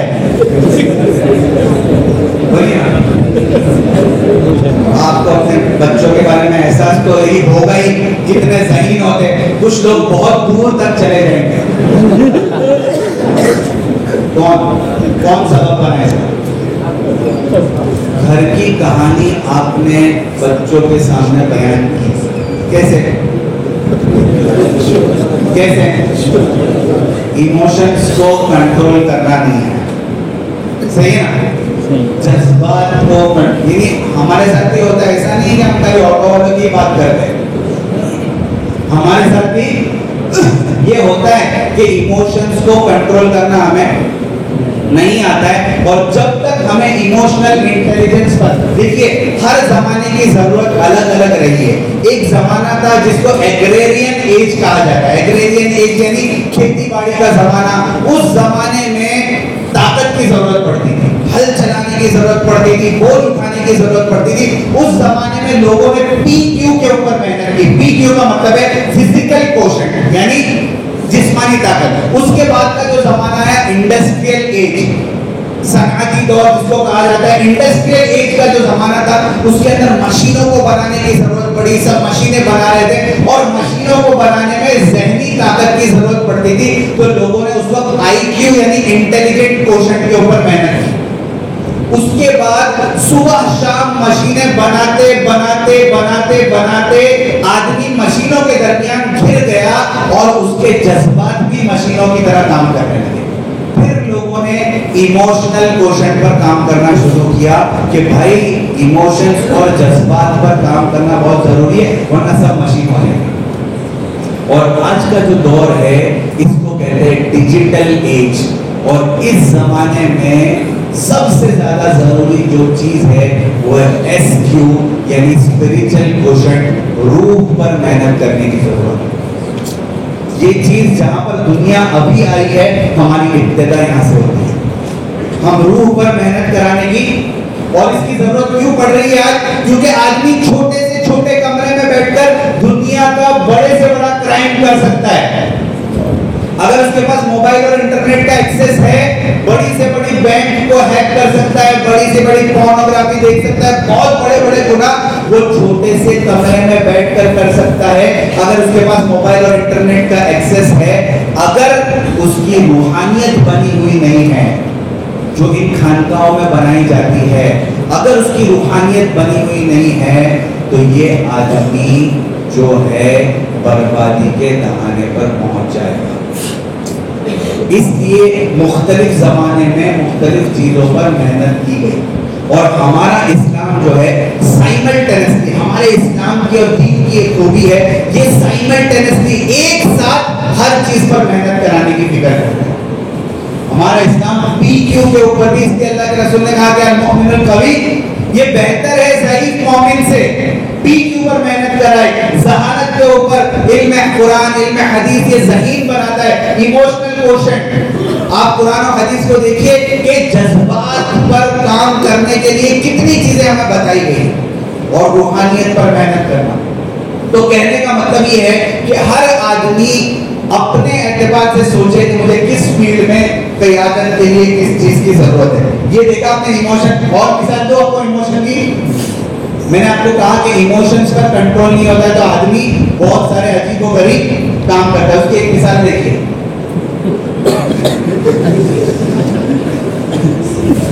नहीं समझ में आया तो बाद में घर पे जाकर हंसना, कोई बात नहीं। चलिए, ये फ्यूचर आप समझ गए। आखिर में एक मरतबा फिर से मैं इसको जमा कर रहा हूँ। फास्ट, बहुत तेजी से फ्यूचर आगे बढ़ेगा, आपको अपने कामों में तेजी लानी पड़ेगी। सब लाएंगे इंशाल्लाह, अनप्रेडिक्टेबल फ्यूचर, कल कैसा होने वाला है पता नहीं है। हमें नागहानी हालात के लिए अपने आप को, अपनी उम्मत को, कौम को तैयार करना पड़ेगा। सब तैयार है इंशाल्लाह इसके लिए। टेक्नोलॉजी के मुस्बत और मनफी असरात क्या होने वाले, उसको समझना और उसको इंप्लीमेंट करना बहुत जरूरी है। अनआर्म, कोई किसी का सहारा नहीं है, लेकिन आपको अपने आप को इतना तैयार करना है कि चाहे कोई हमें सहारा न दे, हम अपने आप को इतना काबिल बना रहे कि हम लोगों को सहारा इंशाल्लाह देंगे, क्योंकि हम नबियों के वारिस हैं। हमारा काम ही ये है। हमें इसीलिए अल्लाह तबारक व तआला ने दुनिया में खलीफा बनाकर भेजा है कि हम उम्मत को किनारे तक पहुंचा सके। सब तैयार है इंशाल्लाह इसके लिए। और रेस्टलेस होने वाला फ्यूचर और ज्यादा थकाएगा, लेकिन काम ऐसे चूज करिए जिसमें आपका दिल लगे और उसमें आपको थकन महसूस ना हो। इमोशंस को कंट्रोल करना बहुत जरूरी है। PQ, IQ, EQ और SQ पर साइमल्टेनियस मेहनत आपको करनी पड़ेगी, ताकि आप उम्मत को जो चीज की जरूरत है वो चीज सही तौर पर पहुंचा सके। अब मैं लीडरशिप की मेन डेफिनेशन आपको बताना चाहता हूं, क्योंकि बुनियादी तौर पर लीडरशिप उन्वान है। लीडरशिप की जो बुनियादी डेफिनेशन है उसमें क्या क्या चीजें जरूरी है आप देख रहे हैं। Leadership is a process whereby an individual influence a group people to achieve a common goal. Leadership is a process whereby an individual influences a group of people to achieve a common goal. क्या है मतलब, इसको उर्दू में देखिए क्या है। क़ियादत एक ऐसा अमल है जिसके जरिए एक मुश्तरका मकसद हासिल करने के लिए एक फर्द एक ग्रुप के लोगों को मुतासिर करता है। ये क़ियादत की तारीफ। अब इसके अंदर जो अज्जा है उसको मैं आपको अलग अलग बताता हूँ। सबसे पहले लीडरशिप इज अ प्रोसेस, इसको समझने की जरूरत है। क़ियादत जो है ये एक अमल है, तसलसल के साथ चलने वाला अमल। ये एक मर्तबा काम करने वाली चीज नहीं है कि मैं एक मर्तबा कर दिया और आपकी क़ियादत हो गई, ऐसा नहीं है। ये एक मुस्तकिल किया जाने वाला काम है, प्रोसेस है। दूसरे नंबर पर लीडरशिप इन्वॉल्व्स इन्फ्लुएंस। लीडरशिप में आपका असर होना जरूरी है, आपको मुअस्सिर बनना जरूरी है कि आपका असर आपकी आसपास रहने वाली जमात पर पड़े। ये बहुत बुनियादी तौर पर leadership occurs in groups. Leadership कहां पर? जमात में होती है। एक आदमी लीडर नहीं हो सकता है, उसके लिए जमात का होना जरूरी है। और लीडरशिप इन्वॉल्व्स कॉमन गोल्स। बहुत बुनियादी तौर पर लीडरशिप में एक मुश्तरका हदफ का होना जरूरी है, यानी एक हदफ के लिए पूरी जमात एक साथ काम करे और एक लीडर जो है उस जमात के ऊपर अपना असर छोड़े। ये बुनियादी तौर पर लीडरशिप की तारीफ है। तो ये लीडरशिप की तारीफ में जो चीजें हैं, एक बोलिए ना साथ में, क्या होना चाहिए? प्रोसेस, अमल है ये, मुस्तकिल करते रहने का काम। नंबर 2 इन्फ्लुएंस, आपका असर पूरी जमात पर पड़ना चाहिए। नंबर 3 ये जमात का काम है, मुनफरिद एक आदमी का काम नहीं है। और इसके अंदर मुश्तरका हदफ का होना जरूरी है, ऐसा हदफ जो कॉमन हो। और वो हदफ हमारे लिए है कि आज उम्मत को जिस चीज की जरूरत है हम उसको उम्मत तक पहुंचाएं। ये जो जमात यहाँ पर बैठी हुई है, ये इसकी जिम्मेदार है। हमें रिस्पॉन्सिबिलिटी लेनी पड़ेगी कि आज उम्मत की फलाह के लिए जो भी काम करना पड़े वो हमें ही करना पड़ेगा, कोई दूसरा नहीं आने वाला है, अब कोई नबी नहीं आने वाले। हमारी जिम्मेदारी ये है कि हम उम्मत के लिए जो भी फलाह की जरूरत है वो काम करें। सब करेंगे इंशाल्लाह। इंशाल्लाह। अब मैं थोड़ा जल्दी, वक्त भी कम है। जो बुनियादी तौर पर चीजों की जरूरत पड़ती है लीडरशिप में, 7 E's है। क्या है? 7 E's: effective communication, excellent organisation, efficient delegation, encourage execution, exhibit inspiration, empower coalition and emotional intelligence. ये 7 चीजें हैं जिसको सामने उर्दू में भी मैंने नकल कर दिया है। सबसे पहले क्या है? बोलिए ना। इफेक्टिव कम्युनिकेशन यानी मौसर, एक्सीलेंट ऑर्गेनाइजेशन, नज़्म व ज़ब्त बेहतरीन तरीके से करना, एफिशिएंट डेलीगेशन, तफसील अमल की काबिलियत, यानी आपको कामों को बांटना आना चाहिए कि किस तरीके से आप डेलीगेट करेंगे कामों को। उसके बाद एनकरेज, अमल दरामद की हौसला अफजाई, आपको एग्जीक्यूट करना है। जो प्लान आप बनाएंगे, प्लान बनाने के बाद बुनियादी चीज है आप उसको एग्जीक्यूट कैसे करते हैं, उसको इंप्लीमेंट कैसे करते हैं प्लान को। फिर एग्जिबिट इंस्पिरेशन, आपको मिसाल कायम करनी पड़ेगी। एक आदमी लीडरशिप करने के बाद चला जाएगा, लेकिन वो एक मिसाल ऐसी कायम करके जाए। देखिए, एक जमाने में ये कहा जाता था कि बेहतरीन लीडर वो है कि जिसके पीछे फॉलोअर्स बहुत हैं। ये पुरानी बात है, लेकिन हमारे आका मोहम्मद अरबी मुस्तफा सल्लल्लाहु अलैहि वसल्लम की सुन्नत क्या है कि बेहतरीन लीडर वो है जो अपने बाद लीडर्स की एक पूरी जमात छोड़ता है, फॉलोअर्स नहीं। अल्लाह के रसूल ने सहाबा को लीडर बनाकर छोड़ा। जो कल बात आई, हज़रत मुफ्ती फारूक साहब जो फरमा रहे थे कि असहाबी का नुजूम, कोई भी किसी को भी फॉलो करो आप हिदायत तक पहुंचेंगे। ये बात समझना बहुत जरूरी है। असल में हम स्कैरसिटी माइंडसेट में रहते हैं, एक खौफ हमारे पीछे लगा हुआ होता है। इस वजह से हम अपने इदारों में सेकंड लाइन लीडरशिप तैयार नहीं करते। आप देखिए, बहुत सारे इदारे आपकी नजरों के सामने ऐसे गुजरे होंगे कि एक लीडर था जिसकी वजह से इदारा कायम था, वो लीडर अपने बाद सेकंड लाइन लीडरशिप बनाने में कासिर रहा, वो इदारा कोलैप्स हो गया। बुनियादी तौर पर आपको ये समझना पड़ेगा कि बेहतरीन लीडर वो है जो अपने बाद कई लीडर्स बना करता है। जो अल्लाह के रसूल सल्लल्लाहु अलैहि वसल्लम ने कहा काम किया, तो आपको मिसाल कायम करनी पड़ेगी, रोल मॉडल बनना पड़ेगा। कोलिशन इत्तेहाद की मजबूती कैसी होती है उसको समझना पड़ेगा, इमोशनल इंटेलिजेंस। अब ये तमाम टॉपिक्स को एक साथ कवर नहीं किया जा सकता, एक दो चीजें मैं आपके सामने जल्दी जल्दी बयान करूं। उसमें पहली चीज इफेक्टिव कम्युनिकेशन, मुआसरा, आपका कम्युनिकेशन क्या है। देखिए आज हम जो मदारिस में कम्युनिकेशन को सीखते हैं, आज ये कम्युनिकेशन उससे बहुत बड़ा टॉपिक बन चुका है, बहुत बड़ा टॉपिक बन चुका है। इसलिए कम्युनिकेशन को बुनियादी तौर पर बिल्कुल उसूलों के साथ सीखना बहुत जरूरी है। मैं कुछ चीज आपको जल्दी जल्दी बताता हूँ। ये कम्युनिकेशन आपने देखा पहले कैसा कम्युनिकेशन होता था, दीवारों के ऊपर, गारों के ऊपर कुछ तस्वीरें बना दी जाती थी, फिर एक जगह से दूसरी जगह कबूतरों के जरिए से पैगाम पहुंचाए जाते थे। फिर आप देखिए कम्युनिकेशन की मुख्तलिफ जमाने में मुख्तलिफ सूरतें आपको नजर आएगी, और आज फेसबुक और ट्विटर के जरिए से verbal, non verbal, visual, return, ये सब कम्युनिकेशन की किस्में हैं कि आप अपनी बात को कैसे पहुंचा सकते हैं मुअस्सिर तरीके से, जिसका असर हो। आज सोशल मीडिया पर क्या हो रहा है, लीडरशिप के लिए बुनियादी चीज ये है कि आपका कम्युनिकेशन, आपकी कम्युनिकेशन स्किल्स कितनी पावरफुल है, कितने अच्छे से आप बात को पहुंचा सकते हैं। और ये कम्युनिकेशन जो है, आप ये देखिए, सिर्फ जबान से बात करने का नाम नहीं है।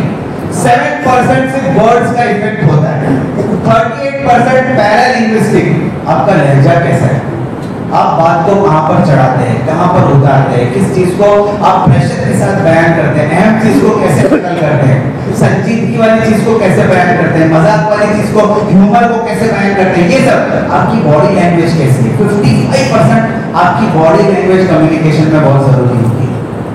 तो लीडरशिप के बुनियादी उसूल में कम्युनिकेशन का होना बहुत जरूरी है। ये एक मुस्तकिल टॉपिक है कि किस तरीके से आप कम्युनिकेशन को काम कर रहे हैं। देखिए पीपल, आपने देखा आपका पोस्चर, यानी आप पे आपकी हैयत कैसी होनी चाहिए, आई कांटेक्ट कैसा होना चाहिए, आप मजमे के साथ किस तरीके से आई कांटेक्ट करते हैं, ओरिएंटेशन, बात को किस तरीके से आप प्रेजेंट करते हैं, प्रेजेंटेशन का तरीका आपका क्या है, आपकी लुक्स, आपके लुक्स कैसे हैं।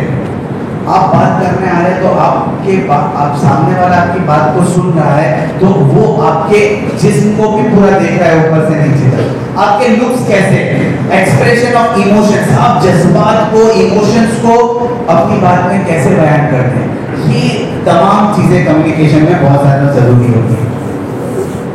आपको पता होना चाहिए बहुत बुनियादी तौर पर कि आपका ऑडियंस कौन है। बात करने से पहले ऑडियंस को समझ लेना बहुत जरूरी है। आपने देखा आमतौर पर हमारे मजमे में जो ऑडियंस होते हैं वो इतनी किस्म के होते हैं।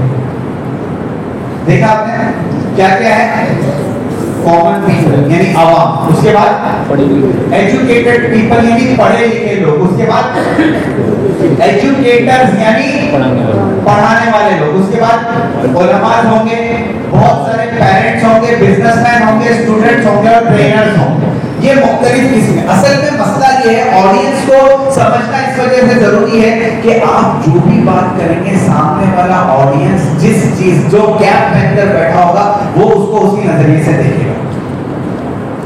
आपने तिजारत की बात की तो दूसरे लोग उसको सरसरी लेंगे, लेकिन बिजनेसमैन आदमी उसको, आपने तरबियत या औलाद की कोई बात की तो दूसरे लोग सरसरी लेंगे, लेकिन जो आदमी औलाद की परेशानी और तकलीफ में मुब्तला है वो उसको तरबियत या औलाद के तो आपको देखना पड़ेगा कि ऑडियंस कैसे है, और वो ऑडियंस को सामने रखकर आपको पूरा अपनी जो बात है उसको क्राफ्ट करना। बहुत बड़ा मसला ये है कि जुमा के दिन जो मिंबर और मेहराब हमको मिलता है उसको अगर हमने सही एग्जीक्यूट कर लिया तो उम्मत का एक बहुत बड़ा मसला हल हो सकता है।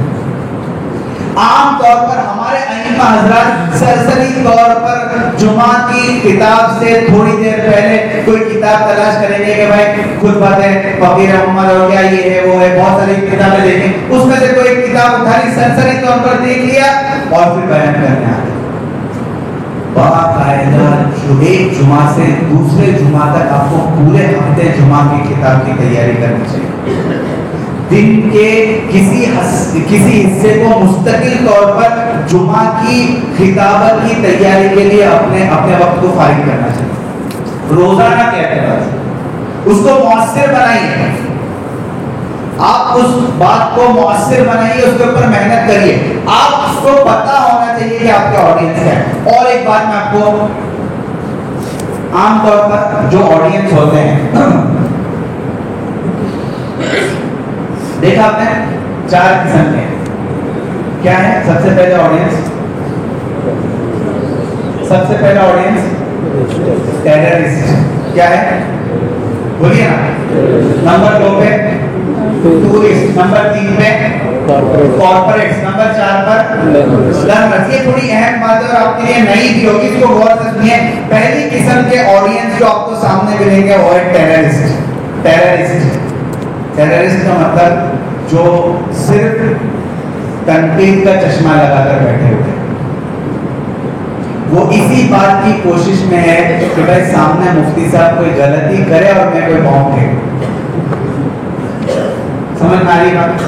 यानी वो सिर्फ गलती निकालने के लिए बैठे हुए कि सामने वाले जो मुकर्रिर साहब हैं उनसे गलती कहां पर होती है। बहुत डेंजर है।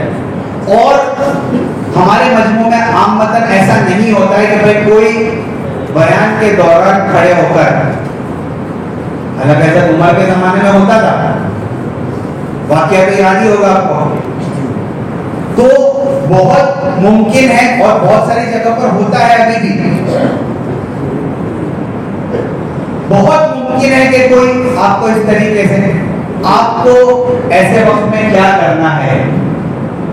जो टेररिस्ट होते हैं वो असल में दुखी आत्मा होती है। वो खुद बेचारा अपने किसी अमल की वजह से बहुत परेशान होता है और वो अपना दुख किसी और के ऊपर डाल देना चाहता है। इस तरीके से इसमें देखिए बहुत बुनियादी तौर पर समझने की बात है, आपको डील करना आना चाहिए। अगर मजमे में कोई ऐसा आदमी है, आपको डील करना आना चाहिए कि उसको कैसे डील करें।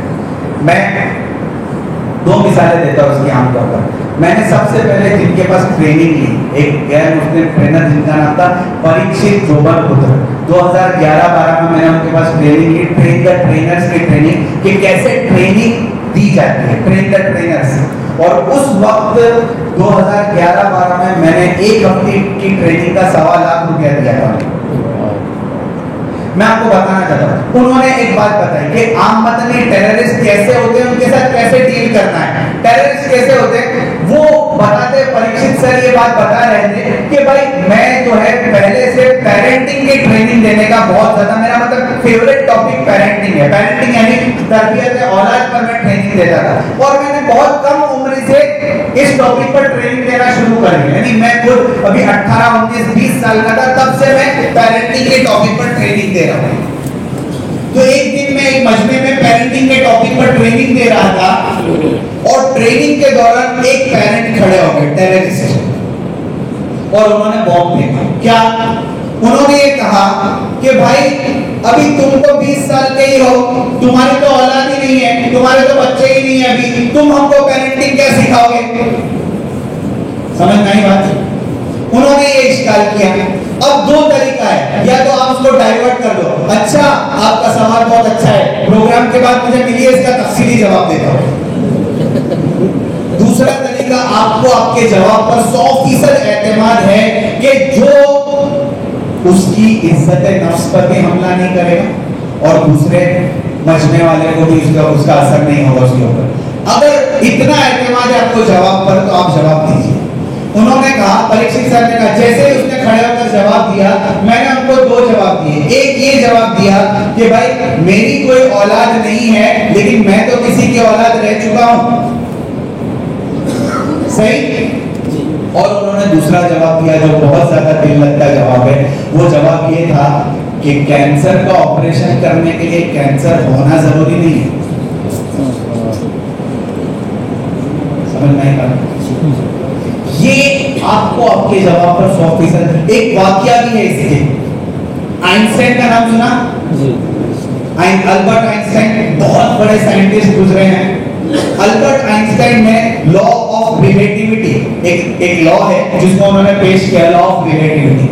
और जब उन्होंने लॉ ऑफ रिलेटिविटी को पेश किया, अपनी थियरी को पेश किया, तो पूरी दुनिया में उसका चर्चा हो गया। वो सोशल मीडिया का जमाना तो नहीं था, बहुत ज्यादा प्रिंट मीडिया के ऊपर थोड़ा बहुत काम चला करता था, लेकिन जैसे ये लॉ ऑफ रिलेटिविटी इन्होंने बयान किया तो मुख्तलिफ कॉलेजेस जो है ये आइंस्टाइन को बुलाते थे कि भाई हमारे वहां आकर इस टॉपिक के ऊपर आप लेक्चर पेश करिए। तो उनका एक ड्राइवर था हैरी, आइंस्टाइन का एक ड्राइवर था और वो सब जगह उनके साथ चलता था। वो लेक्चर देने जाते थे तो वो स्टेज पर लेक्चर देते थे, हैरी लास्ट सीट पर बैठता था और उनके लेक्चर्स को सुनता था। एक रोज जब कई जगह पर इन्होंने ये लॉ ऑफ रिलेटिविटी के लेक्चर्स दिए तो हैरी एक मर्तबा आइंस्टाइन के साथ सफर से वापस गाड़ी में आ रहे थे, तो हैरी ने आइंस्टाइन से कहा कि सर आपका ये लेक्चर मैंने इतनी मर्तबा सुन लिया कि आप कहीं पर आपकी जगह पर मुझे ये लेक्चर देना पड़े तो भी मैं दे सकता हूँ। आइंस्टाइन को भी दिल लगी सुनी तो कहा कि अच्छा नेक्स्ट जहां पर हमें प्रोग्राम करने जाना है वहां मुझे कभी किसी ने देखा नहीं है, मुझे कोई चेहरे से पहचानता नहीं है, वहां मैं तेरे कपड़े पहन लूंगा, तू मेरे कपड़े पहन लेना और जाके लेक्चर देना। और ऐसा ही किया। वो कॉलेज में वो लोग पहुंचे और आइंस्टाइन ने हैरी के कपड़े पहन लिए, हैरी ने आइंस्टाइन के कपड़े पहने और वो आइंस्टाइन बनकर स्टेज पर गया और बिल्कुल आइंस्टाइन जैसे पूरा लेक्चर देते थे, हैरी ने भी वैसा पूरा लेक्चर दिया। लेक्चर जैसे ही खत्म हुआ एक टेररिस्ट खड़ा हुआ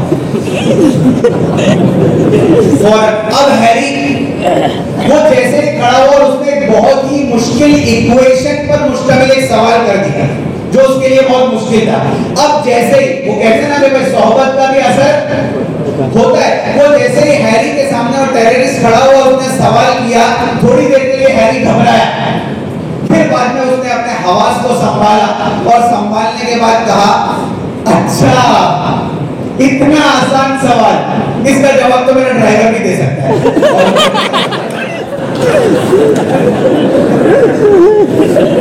और उतर के चले गए पीछे से आइंस्टाइन ने खड़े होकर जवाब। ये आपको ये पता होना चाहिए कि आप मजमे को कैसे हैंडल कर सकते हैं। इमोशन ये आपको बहुत ज्यादा जरूरी है कि आपका कम्युनिकेशन है। पहली चीज समझ में आई, आपको टेररिस्ट के साथ डील करना आना चाहिए। नंबर 2 टूरिस्ट मजमे में ऐसे लोग होते हैं जिनको बयान सुनने से कुछ लेना देना नहीं होता। वो तो किसी खाला के साथ या चाचा के साथ या मामू के साथ किसी दोस्त के साथ वो आते हैं, उनका काम क्या होता है वो आके बैठते हैं और बातें करते रहते हैं, मजमे में इंतजार कर जाते हैं। इनको कैसे डील करना है, जहां पर आपको दिख रहा है कि मजमे में बैठे 2-3 जानने वालों के साथ उनसे जरा अदबन दरखास्त करिए कि आप जरा वहां से यहाँ आ जाइए, माशाल्लाह बहुत अदब के साथ उनको आगे बुला लीजिए, उनको मजमे से सेपरेट कर लीजिए ताकि वो खलल न डाले। तीसरे कौन है? कॉर्पोरेट। ये बहुत डेंजर वाले कॉर्पोरेट्स कौन है? इलाके के हाजी साहब। कौन होते हैं?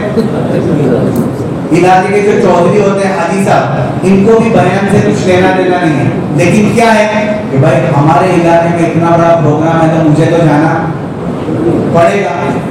अब क्या मसला होता है कि हाजी साहब क्यों आए हैं, इलाके के बड़े हैं, सब जानते हैं। अब हाजी साहब आए हैं तो हाजी साहब को थोड़ा एहतराम चाहिए। क्या चाहिए? थोड़ा इकराम चाहिए। और वो इकराम क्या है कि मुकर्रिर एक मर्तबा हाजी साहब का नाम अपनी ज़बान से ले लें। माशाल्लाह हाजी साहब भी तशरीफ लाए हैं, सही है। आपका कुछ जाएगा, आपका कुछ जाएगा, लेकिन आपका ये अमल हाजी साहब को टेररिस्ट बनने से रोकेगा। समझ में आ रही बात? आपने जो इतना कर दिया उसकी वजह से हाजी साहब पहले तबके में नहीं जाएंगे, वरना बयान खत्म हुआ और हाजी साहब ऐसे बयान तो कितने सुने। समझ में आ रही बात? उनको जो चीज चाहिए थोड़ी सी दे दो, आपका कुछ नहीं बिगड़ेगा, मजमा मुंतशिर नहीं होगा। और तीसरे लास्ट चौथे कौन है? ये वो लोग हैं जो हकीकत में आपकी बात सुनने के लिए पहुंचे हैं, इनकी तरफ आपकी 100% तवज्जो होनी चाहिए। तो ये आपको पता होना चाहिए ऑडियंस कैसे किस्म के हैं ताकि आपका कम्युनिकेशन ज्यादा से ज्यादा इफेक्टिव हो। है ये पहली चीज थी, इफेक्टिव कम्युनिकेशन।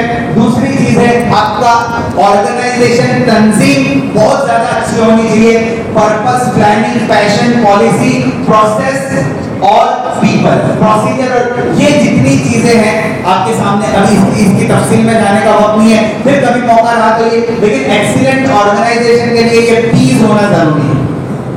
समझ में आई बात? ये पर्पस, प्लानिंग और पैशन होना चाहिए। कोई मकसद के तहत आप काम कर रहे हैं, आपकी प्लानिंग बहुत पुख्ता होनी चाहिए किसी काम को करने के लिए, और जज्बा आपका बहुत मजबूत होना चाहिए। कभी कभी काम करने के बाद रुकावटें आती है, उन रुकावटों को इग्नोर करके आपको आगे काम करना आना चाहिए। उन रुकावटों से डर कर आपको रुक नहीं जाना है। पैशन और जज्बा ऐसा हो कि मैं इस काम को इंशाल्लाह तकमील तक पहुंचाऊंगा अल्लाह तबारक व तआला की नुसरत से। तो ये चीज आपके अंदर होनी चाहिए। पॉलिसी, प्रोसेस और प्रोसीजर, किसी भी काम को करने के लिए पॉलिसीज आपके पास होनी चाहिए। आप एक उसका खाता बनाइए, प्रोसेस होना चाहिए और प्रोसीजर होना चाहिए कि किस तरीके से उसको काम को करना है। पॉलिसी, प्रोसेस और प्रोसीजर को समझने के लिए समझिए कि आप अगर कहीं पर सफर कर रहे हैं, ठीक है, सफर करने के वक्त आपके पास उस सफर जहां पर आपको जाना है, मंजिल का एड्रेस आपके पास है, वो एड्रेस आपकी पॉलिसी है। फिर आप गाड़ी में बैठने के बाद एड्रेस होने के बावजूद मैप चालू करते हैं, गूगल मैप, वो आपकी एक एक रोड की रहनुमाई करता है, वो है आपका प्रोसेस। और प्रोसीजर, जो टर्निंग्स आपको सामने दिखते हैं कि भाई यहाँ से टर्न लेना है, यहाँ पर बम्प पर है, ये चीजें आपकी प्रोसीजर्स हैं। आपको पता होना चाहिए कि तीनों को सामने रखकर आपको कैसे काम करना है। और सबसे बुनियादी चीज आपके पास जो पी होना चाहिए वो है पीपल, यानी आपकी टीम बहुत मजबूत होनी चाहिए। तो ये 7 चीजें आपको समझ में आई। पर्पस, प्लानिंग और पैशन होना चाहिए, और पॉलिसी, प्रोसेस और प्रोसीजर आपके पास होना चाहिए, और पीपल यानी आपके पास टीम बहुत मजबूत होनी चाहिए। एफिशिएंट डेलीगेशन, आपको काम किस तरीके से तकसीम करना है वो आना चाहिए। इसके लिए 5 आर की जरूरत होती है। इससे पहले मैंने आपको 7 पी बताए, 5 आर की जरूरत होती है।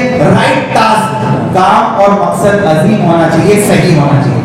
उसके बाद राइट सर्कमस्टेंसेस, काम को करने के लिए हालात साजगार होने चाहिए। उसके बाद राइट पर्सन, किसको आप काम सुपुर्द कर रहे हैं। कभी कभी काम सुपुर्द करने के बावजूद जिस आदमी ने काम सुपुर्द किया है उसका दिमाग और ज्यादा उलझनों में पड़ जाता है कि भाई इसको काम दिया है, होगा क्या नहीं, होगा क्या नहीं, वो इसमें और ज्यादा परेशान होता है। इसके लिए आप काम के लिए ऐसे आदमी को सिलेक्ट करिए कि काम देने के बाद आप मुतमईन हो जाए, इसको दिया है ये कैसे भी काम करे। राइट पर्सन होना चाहिए काम को डेलीगेट करने के लिए। राइट डायरेक्शन, सही नहज उसको बतानी पड़ेगी कि काम कैसे करना है, और राइट सुपरविजन, सही तौर पर उसकी सरपरस्ती करते हुए काम बताना पड़ेगा कि आपको सुपरवाइज करना पड़ेगा काम को। ये 5 आर अगर आपके पास है तो आप सही तौर पर डेलीगेशन काम का कर सकते हैं। इसके बाद ये डेलीगेशन के कुछ तरीके हैं। एनकरेज एग्जीक्यूशन, अमल दरामद की हौसला अफजाई। इसके लिए यानी आपको एग्जीक्यूट करना है। प्लान तो आपने बना लिया, प्लान बनाने के बाद आप एग्जीक्यूट करेंगे, उसके लिए आपके गोल्स क्लियर होने चाहिए, टाइम आपको मैनेज करना आना चाहिए। ये बहुत बुनियादी चीज है। मुफ्ती साहब ने अभी बताया कि मेरा एक यूट्यूब चैनल है, मुफ्ती साजिद फलाई राइट वे लर्निंग्स के नाम से, हो सके तो उसको सब्सक्राइब करिए। और उसके अंदर जो स्टोरीज है, हर स्टोरी के साथ 3 मॉरल्स है, और वो स्टोरी और उसकी थीम ऑफ द स्टोरी का जो मरकजी उन्वान है वो आपको कौन सी किताबों में मिलेंगे, ऐसी 3 वेस्टर्न किताबों के नाम है। आमतौर पर होता ये है कि हमें हमारे दर्स व तदरीस की किताबों के नाम पता होते हैं, लेकिन जो वेस्टर्न मुसन्निफीन की किताब पढ़ने लायक है उसके नाम हमको पता नहीं होते। इसलिए ये एक अनोखा काम है कि ऐसी कई किताबें, यानी 2 किताबें मेरी अभी मंजर आम पर आ गई है। एक है 99 अल्लाह के 99 नामों की तरफ निस्बत करते हुए 99 के नाम से एक किताब है जिसके अंदर 99 स्टोरीज है, और एक किताब है द 63 अल्लाह के रसूल की उम्र मुबारक की तरफ निस्बत करते हुए द 63 नाम है। इसमें 63 स्टोरीज है, इसमें 99 स्टोरीज है। हर स्टोरी का एक नाम है, हर स्टोरी का एक मरकजी उन्वान है, हर स्टोरी के साथ 3 अलग-अलग पर्सपेक्टिव से मॉरल्स को जिक्र किए हैं, और हर स्टोरी के साथ जो थीम ऑफ द स्टोरी है उस थीम पर कौन सी किताबें मार्केट में अवेलेबल है, ऐसी 3 किताबों के नाम, उनके मुसन्निफीन के नाम और उनकी पब्लिशिंग डेट। ये ये दो किताबें हैं, एक 99 और 63। खैर, जब आपको वक्त मिले तो YouTube चैनल पर यही स्टोरीज में नरेट करता हूँ, और स्टोरीज के साथ कुछ वर्कशॉप्स जो मैंने अलग अलग जगह पर लिए हुए हैं, उसमें टाइम मैनेजमेंट का वर्कशॉप है। एक वर्कशॉप बहुत अहम है, more you sweat in peace less you bleed in war. यानी आप अमन के जमाने में जितना ज्यादा पसीना बहाएंगे, जंग के जमाने में आपको खून उतना कम बहाना पड़ेगा। तो ये टॉपिक है, ऐसे 5-4 टॉपिक पर वर्कशॉप भी है, वो आप जब भी आपको वक्त मिला आप देखिए। तो खैर यहाँ पर मैंने उसके अंदर मैनेज योर टाइम, यानी गया वक्त फिर हाथ आता नहीं, lost time is never found again के टॉपिक पर एक टाइम मैनेजमेंट का सेशन है, वो मैं आपको बताना चाह रहा था, इसकी वजह से मैंने ये सब चीजें बताई। वो टाइम मैनेजमेंट के सेशन में मॉडर्न तरीके टाइम मैनेजमेंट के आज कितने मौजूद हैं, वो बहुत ज्यादा जरूरी है। आप देखिए, टाइम मैनेजमेंट में यह कहा जाता है कि आप अपने 24 घंटों को 3 हिस्सों में तकसीम करिए। 24 घंटे में कितने 8 घंटे? 3 8 घंटे। तो आपको 3 हिस्सों में 8 घंटों को तकसीम करना है। पहला 8 घंटा जो है ऑनेस्ट हार्ड वर्क, पहला 8 घंटा यानी आपको ईमानदारी के साथ सच्चे दिल से जो काम आपका बुनियादी है वो करना है, पहले 8 घंटे। दूसरे 8 घंटे ऑनेस्ट साउंड स्लीप, यानी आपकी नींद बहुत जरूरी है, वो आपको बहुत अच्छी नींद लेनी पड़ेगी। आजकल मोबाइल की वजह से हमारी नींद खराब हो गई है। नींद के लिए जरूरी है कि आप ऐसी जगह पर ना हो जहाँ पर नॉइस पॉल्यूशन होता हो, नॉइस पॉल्यूशन, ऐसी जगह पर ना हो जहाँ पर लाइट पॉल्यूशन होता हो, और ऐसी जगह पर ना हो जहाँ पर एयर पॉल्यूशन होता हो। ऐसी 3 जगह पर आप होंगे तो आपकी नींद कभी साउंड यानी अच्छी नहीं हो सकती। और फिर तीसरा जो 8 घंटा है, वो तीसरा 8 घंटा आपको 3H 3S और 3F को देना है। 3H मैं आपको बताऊंगा आगे, वो इंशाल्लाह आएगा। ये टाइम मैनेजमेंट आपको देखना है, और आपको अकाउंटेबल होना पड़ेगा, यानी आपको इस बात का एहसास होना चाहिए कि भाई ये चीजें हमारे लिए जरूरी है, मैं इसका जिम्मेदार हूँ, मुझे इसकी जवाबदेही करनी पड़ेगी। उसके बाद एग्जिबिट इंस्पिरेशन, आपको मिसाल कायम करना है। उसके लिए surround yourself with positive people, अपने इर्द गिर्द ऐसे लोगों को रखिए जो मुस्बत सोच के हामी हो। एक्सप्रेस योर एंथुसियाज्म, अपने जज्बे का इजहार करिए लोगों के साथ। Excel at what you do, जो काम आप कर रहे हैं उसको उम्दगी के साथ करने की कोशिश करें, काम चलाओ नहीं। जो भी काम कर रहे हैं, ड्राइविंग का काम अगर आप कर रहे हैं तो आप ड्राइविंग में माहिर होने चाहिए। तदरीस का काम कर रहे हैं तो जो किताब आप पढ़ रहे हैं उस किताब को पढ़ाने वाला आपसे बेहतर उस्ताद इदारे में मौजूद नहीं होना चाहिए। जो भी काम करिए उसमें एक्सेल करने की कोशिश करिए, चाहे कम काम करिए, थोड़ा काम करिए, लेकिन उम्दगी के साथ करिए, तब जाकर आप मिसाल कायम कर सकेंगे। इत्तेहाद की मजबूती, ऑफर कम्युनिटी प्रॉब्लम्स और इश्यूज, ये थोड़ी तफसीली चीजें कि आप इत्तेहाद कैसे पैदा करेंगे। गुज़िश्ता कल इज्तिमाइयत के टॉपिक पर मुफ्ती फारूक साहब ने जो बात कही वो बहुत बेहतरीन बात थी, उसको फिर से आप देखिए इत्तेहाद के लिए। और इमोशनल इंटेलिजेंस के टॉपिक पर मैंने बहुत सारी चीजें आपको वो इमोशंस के तहत बताई कि आपको जज्बात पर काबू रखना आना चाहिए। तो ये 7 चीजें थी जिसके ऊपर काम करना बहुत जरूरी है। उसके बाद अब ये कुछ एडिशनल चीजें मैं आपको दे रहा हूँ जो मेरे टॉपिक के बाहर की चीजें, लेकिन मैं आपको दे रहा हूँ कि आपके अंदर अगर लीडरशिप आपको चाहिए तो आपके अंदर ये मैनेजरियल स्किल्स होनी चाहिए। क्या है मैनेजरियल स्किल्स? सेल्फ मैनेजमेंट, यानी जाती इंतजाम आपके पास होना चाहिए। टीम मैनेजमेंट, टीम का इंतजाम करना आपको आना चाहिए। ऑर्गेनाइजेशन मैनेजमेंट, तंजीम का इंतजाम करना आपको आना चाहिए। चेंज मैनेजमेंट, जब तब्दीली आती है तो उसको कैसे मैनेज करेंगे, वो चेंज मैनेजमेंट आपको आना चाहिए। रिस्क मैनेजमेंट, कोई खतरा आपके इदारे की तरफ आ रहा है, कोई खतरा आपकी फैमिली की तरफ आ रहा है, तो वो रिस्क को कैसे आप मैनेज कर सकते हैं। कॉन्फ्लिक्ट मैनेजमेंट, आपके इदारे में 2 मुदर्रिस के दरमियान झगड़ा हो रहा है, आपके सामने 2 दोस्तों के दरमियान झगड़ा हो रहा है, आप बहुत बड़े तंजीम को संभाल रहे हैं, तो ये तनाज़ुआ जैसे सहाबा के दरमियान भी होता था, मुशाजरा के सहाबा के बारे में चल पाते, तो वो कॉन्फ्लिक्ट को रिजॉल्व कैसे करें, इसका मुस्तकिल टॉपिक है कैसे कॉन्फ्लिक्ट मैनेजमेंट किया जाता है। क्वालिटी मैनेजमेंट, आप मेहनत करने के बाद आपके इदारे को या आपकी जाती शख्सियत को एक मकाम पर लेकर आते हैं, आपने क्वालिटी के ऊपर काम किया, अपने आप को अपने इदारे को एक मकाम पर लेकर आए। अब उसको बरकरार रखना, क्वालिटी को मैनेज करना। पार्ले जी की बिस्किट खाइए कई सालों से एक क्वालिटी को, ये कमाल की बात है। रूह अफ़ज़ा पिया कई साल से एक क्वालिटी को मेंटेन करके रखना, ये भी बहुत बड़ा कमाल की बात है कि हमने मेहनत के बाद अपने आप को एक माया। होता ये है कि सफेद कपड़े पर काला धब्बा बहुत दूर से नजर आ जाता है। आपने बहुत मेहनत के बाद, बहुत काविशों के बाद, बहुत कोशिशों के बाद अपने आप को एक मकाम पर पहुंचा है और फिर अल्लाह ना करे आपसे छोटी सी ऐसी चूक हो गई कि आपका क्वालिटी जो है उससे अपने आप को बचाना बहुत जरूरी है। मैं आपको एक नाम देता हूँ, आप देखिएगा, बहुत छोटी सी चूक, विवेक बिंद्रा, सुना आपने जी। उनका कितनी मेहनत के बाद पूरा एम्पायर खड़ा किया उन्होंने और कुछ गलतियां हुई जिसकी वजह से, और ये सोशल मीडिया का जमाना है। पहले हमारी गलतियां, हमारी कोताहियां, हमारी लफ्ज़िशें छुप जाया करती थी, आज ऐसा नहीं है। बहुत समझने की बात है, इसको समझिए। खैर चलिए, ये चीजें जरूरी है और इसके साथ टाइम मैनेजमेंट आपको करना आना चाहिए। स्ट्रेस मैनेजमेंट, आपके पास बहुत ज्यादा बोझ आ जाता है, उसको आप कैसे हैंडल करेंगे। Emotional management, work life balance, घर के ऊपर आप किस तरीके से अपने कामों को अंजाम देते हैं और ऑर्गेनाइजेशन में आप कैसे कामों को अंजाम देते हैं, ये आपको आना चाहिए। गोल सेटिंग, आप किसी हदफ को तारीफ करिए। एडेप्टिबिलिटी, वक्त और हालात के एतबार से कौन सी चीज आपको मार्केट से अडेप्ट करनी है आपको आना चाहिए। एहसास जिम्मेदारी, अकाउंटेबिलिटी और सेल्फ मोटिवेशन। हर जगह पर हर आदमी आकर हमेशा आपको धक्का नहीं मारेगा कि आगे बढ़ो आगे बढ़ो आगे बढ़ो।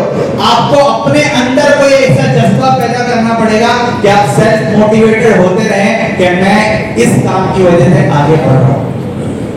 आपको कोई ऐसी चीज सेल्फ मोटिवेशन की पैदा करनी पड़ेगी। खैर, ये आखिरी चीज मैं आपको बता रहा हूं, टीम मैनेजमेंट। टीम देखा आपने, टीम की स्पेलिंग देखी, क्या है टीम की स्पेलिंग? जोर से बोलिए ना, थोड़ा जोर से बोलिए। TEAM, टीम की स्पेलिंग में आई है कहीं? आई यानी, जोर से बोलिए ना, आई यानी मैं, अना। जब टीम में काम कर रहे हो तो अना को छोड़कर काम करें,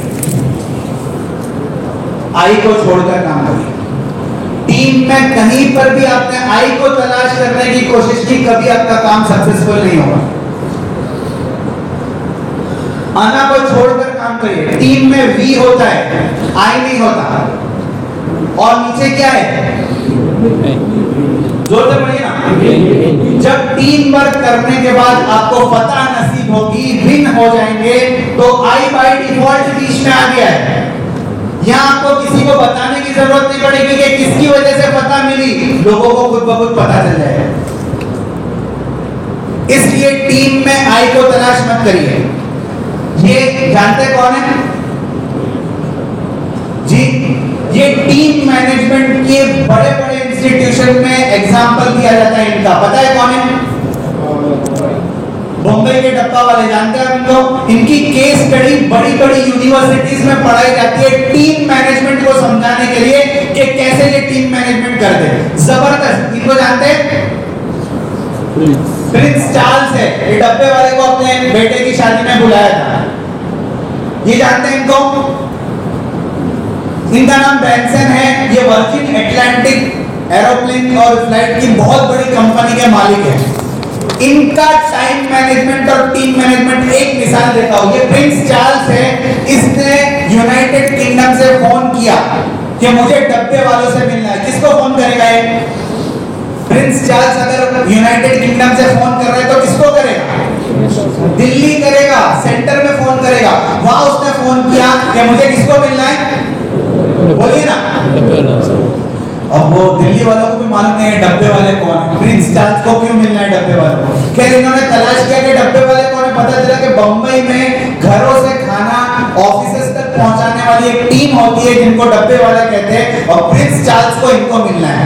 इन्होंने, दिल्ली वालों ने महाराष्ट्र के सीएम को फोन किया कि भाई प्रिंस चार्ल्स मिलना चाहता है। और सीएम बोलता है डब्बे वाले को, मेरे को मिलने की बात नहीं कर रहे, डब्बे वाले को मिलने की। वो सीएम ने डब्बे वाले को डब्बे वाले का जो हेड था उसको फोन किया। क्या किया? प्रिंस चार्ल्स जो है यूनाइटेड किंगडम के जो प्रिंस है वो आपको मिलना चाहते हैं। किसको फोन किया? अब इतनी बड़ी तमहीद बांधने की जो वजह थी वो था डब्बे वाले का जवाब जो वो सीएम को दे रहा है। क्या जवाब था पता है? पता है? उसने जवाब दिया कि साहब 11 बज के 11 बजे तक 11 बजे से 11:30 बजे तक हम लोग बंबई में फ्लोरा फाउंटेन पे जमा होते हैं, जिसको भी मिलने का है ना वही छाने का। समझ में आया? क्या कहा कि हमारे पास सिर्फ आधे घंटे की विंडो होती है, 11 से 11:30 के दरमियान की विंडो। वहां पर हम लोग एक जगह पर जमा होते हैं, जिसको भी मिलना है वहीं पर आकर हमको। आप समझ रहे? प्रिंस चार्ल्स को मिलने का वक्त उन्होंने अपने एतबार से और अपनी जगह पर दिया, और प्रिंस चार्ल्स उनके दिए हुए वक्त पर उनको वहां पर मिलने। बोलिए ना। हालांकि इनकी हिस्ट्री के बारे में आप देखेंगे ना, ये कोई भी 8वीं जमात से ज्यादा पढ़ा हुआ नहीं होता है, और 1890 से इनकी ऑर्गेनाइजेशन 125 साल से चल रही है। और team work, time management, innovation, customer relationship management, 6 sigma certificate जो बहुत कम कंपनीज को पूरी दुनिया में मिलता है, वो सर्टिफिकेट इनके पास है। लॉजिस्टिक और सप्लाई चेन का इनका काम है। ये तमाम चीजों में इनको ये सब अवार्ड्स मिले हैं। Guinness book of world record में इनका नाम है। इनके पास वर्ल्ड रिकॉर्ड टाइम मैनेजमेंट का है। यानी इनके काम इसके लिए मिसाली है कि बंबई की बारिश बहुत ज्यादा मशहूर है। बारिश कितनी ही खतरनाक हो, ये अपने काम से नहीं चूकते। समझ में आया? और इन्होंने सबसे बुनियादी चीज, इन्होंने अपने काम को अहमियत दी, चाहे वो काम कैसा भी हो, इसलिए पूरी दुनिया इनकी काम को अहमियत देने पर मजबूर है। प्रिंस चार्ल्स इनके दिए हुए वक्त पर इनके पास आता है। क्यों? क्योंकि इन्होंने अपने काम को अहमियत दी। हम अपने कामों को जितनी अहमियत देंगे, और हमसे बड़ा काम कुरान और हदीस की खिदमत का दुनिया में कोई नहीं कर रहा है। हम अपने काम को जितनी अहमियत देंगे, दुनिया हमारे काम को उतनी ज्यादा अहमियत देगी। ये इनकी एक छोटी सी मिसाल है, और इनके बारे में एक और आखिरी बात बताता हूं। एक जमाना था जिस जमाने में कैश सैलरी होती थी। कैश सैलरी समझते हैं? सैलरी कैश दी जाती थी। बैंक और ये क्रेडिट कार्ड वगैरह का जमाना नहीं था। ऐसे जमाने में जब कैश सैलरी होती थी, बंबई में 1 तारीख से 10 तारीख के दरमियान पॉकेट मार बहुत एक्टिव हो जाते थे। उनको पता होता था कि सैलरी लेकर लोग निकलेंगे, और ट्रेनों में पॉकेट मार और बहुत जेब कतरे निकल जाते थे, और बहुत पॉकेट मारी जाती थी। इनके काम को बता रहा हूं मैं। उस जमाने में इनके काम की ईमानदारी देखिए। उस जमाने में ये होता था कि लोग जेबों में अपने पैसे लेके जाने को डरते थे। ये अपने पैसे खाना खाने के बाद टिफिन में डाल देते थे, और शाम को इनके घर पहुंचने से पहले पैसे घर पहुंच जाते थे। यानी 8वीं पढ़ा हुआ आदमी जिनके पास ईमान नहीं है, लेकिन वो ईमानदारी की मिसाल बने हुए हैं। जो पढ़े लिखे नहीं है, लेकिन वो टाइम मैनेजमेंट की मिसाल बने हुए हैं। और दुनिया के पढ़े लिखे लोग इन अनपढ़ों की मिसाल पढ़े लिखों के मजमू में देते हैं। क्यों? क्योंकि इन्होंने अपने काम को अहमियत दी। समझ में आ रही है? आखिर में ये जो जमाना है, ये स्टोरी आपने सुनी? क्या है स्टोरी का मॉरल? जी, slow and steady with the race. वो हार गया। क्यों? क्योंकि सो गया था। लेकिन ये बहुत पुराने जमाने की बात है। अब दूसरी मर्तबा रेस होगी तो बोलिए ना, वो सोएगा। दूसरी मर्तबा रेस होगी तो सोएगा। तो जाहिर बात है कौन जीतेगा? अब तो खरगोश ही जीतेगा। मॉरल फिर से बदल जाएगा। क्या होगा मॉरल?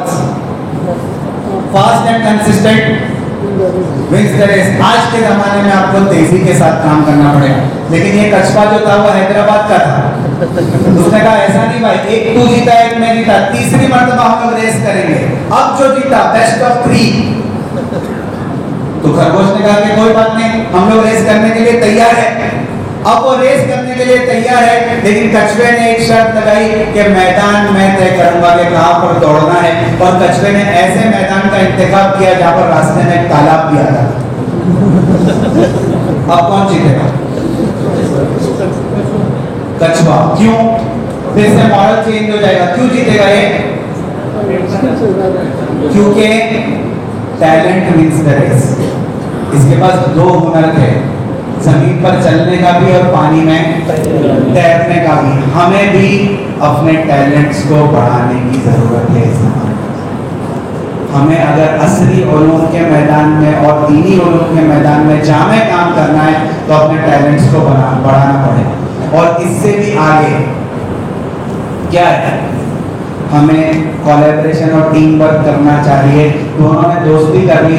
जहां पर तेज दौड़ने की जरूरत पड़ी वहां पर खरगोश ने कछुए को अपने कंधे पर उठा लिया, और जहां पानी में जाने की जरूरत पड़ी वहां कछुए ने खरगोश को अपने कंधे पर उठा लिया। Team work wins the race. ये जो इतना बेहतरीन नज्म आप देख रहे हैं, ये टीम वर्क का नतीजा है। एक कारिर जब टीम वर्क को सही तौर पर डेलीगेट करता है तो इतना खूबसूरत जलसा जो है ये वजूद में आता है। आप समझ रहे बात? टीम वर्क बहुत ज्यादा बुनियादी है। हम जितना टीम वर्क करेंगे उतना ज्यादा अच्छा काम हो सकेगा। आखिर में मैं बस यही कहना चाहूंगा कि ये जितनी बातें बताई गई अगर हम नहीं करेंगे तो कौन करेगा? बोलिए ना, ये काम अगर हम नहीं करेंगे तो कौन करेगा? उम्मत के उलमा और नबियों के वारिस अगर ये काम नहीं करेंगे तो कौन करेगा? और अगर अब भी वो काम करने का वक्त नहीं आया तो कब आएगा? If not us, who?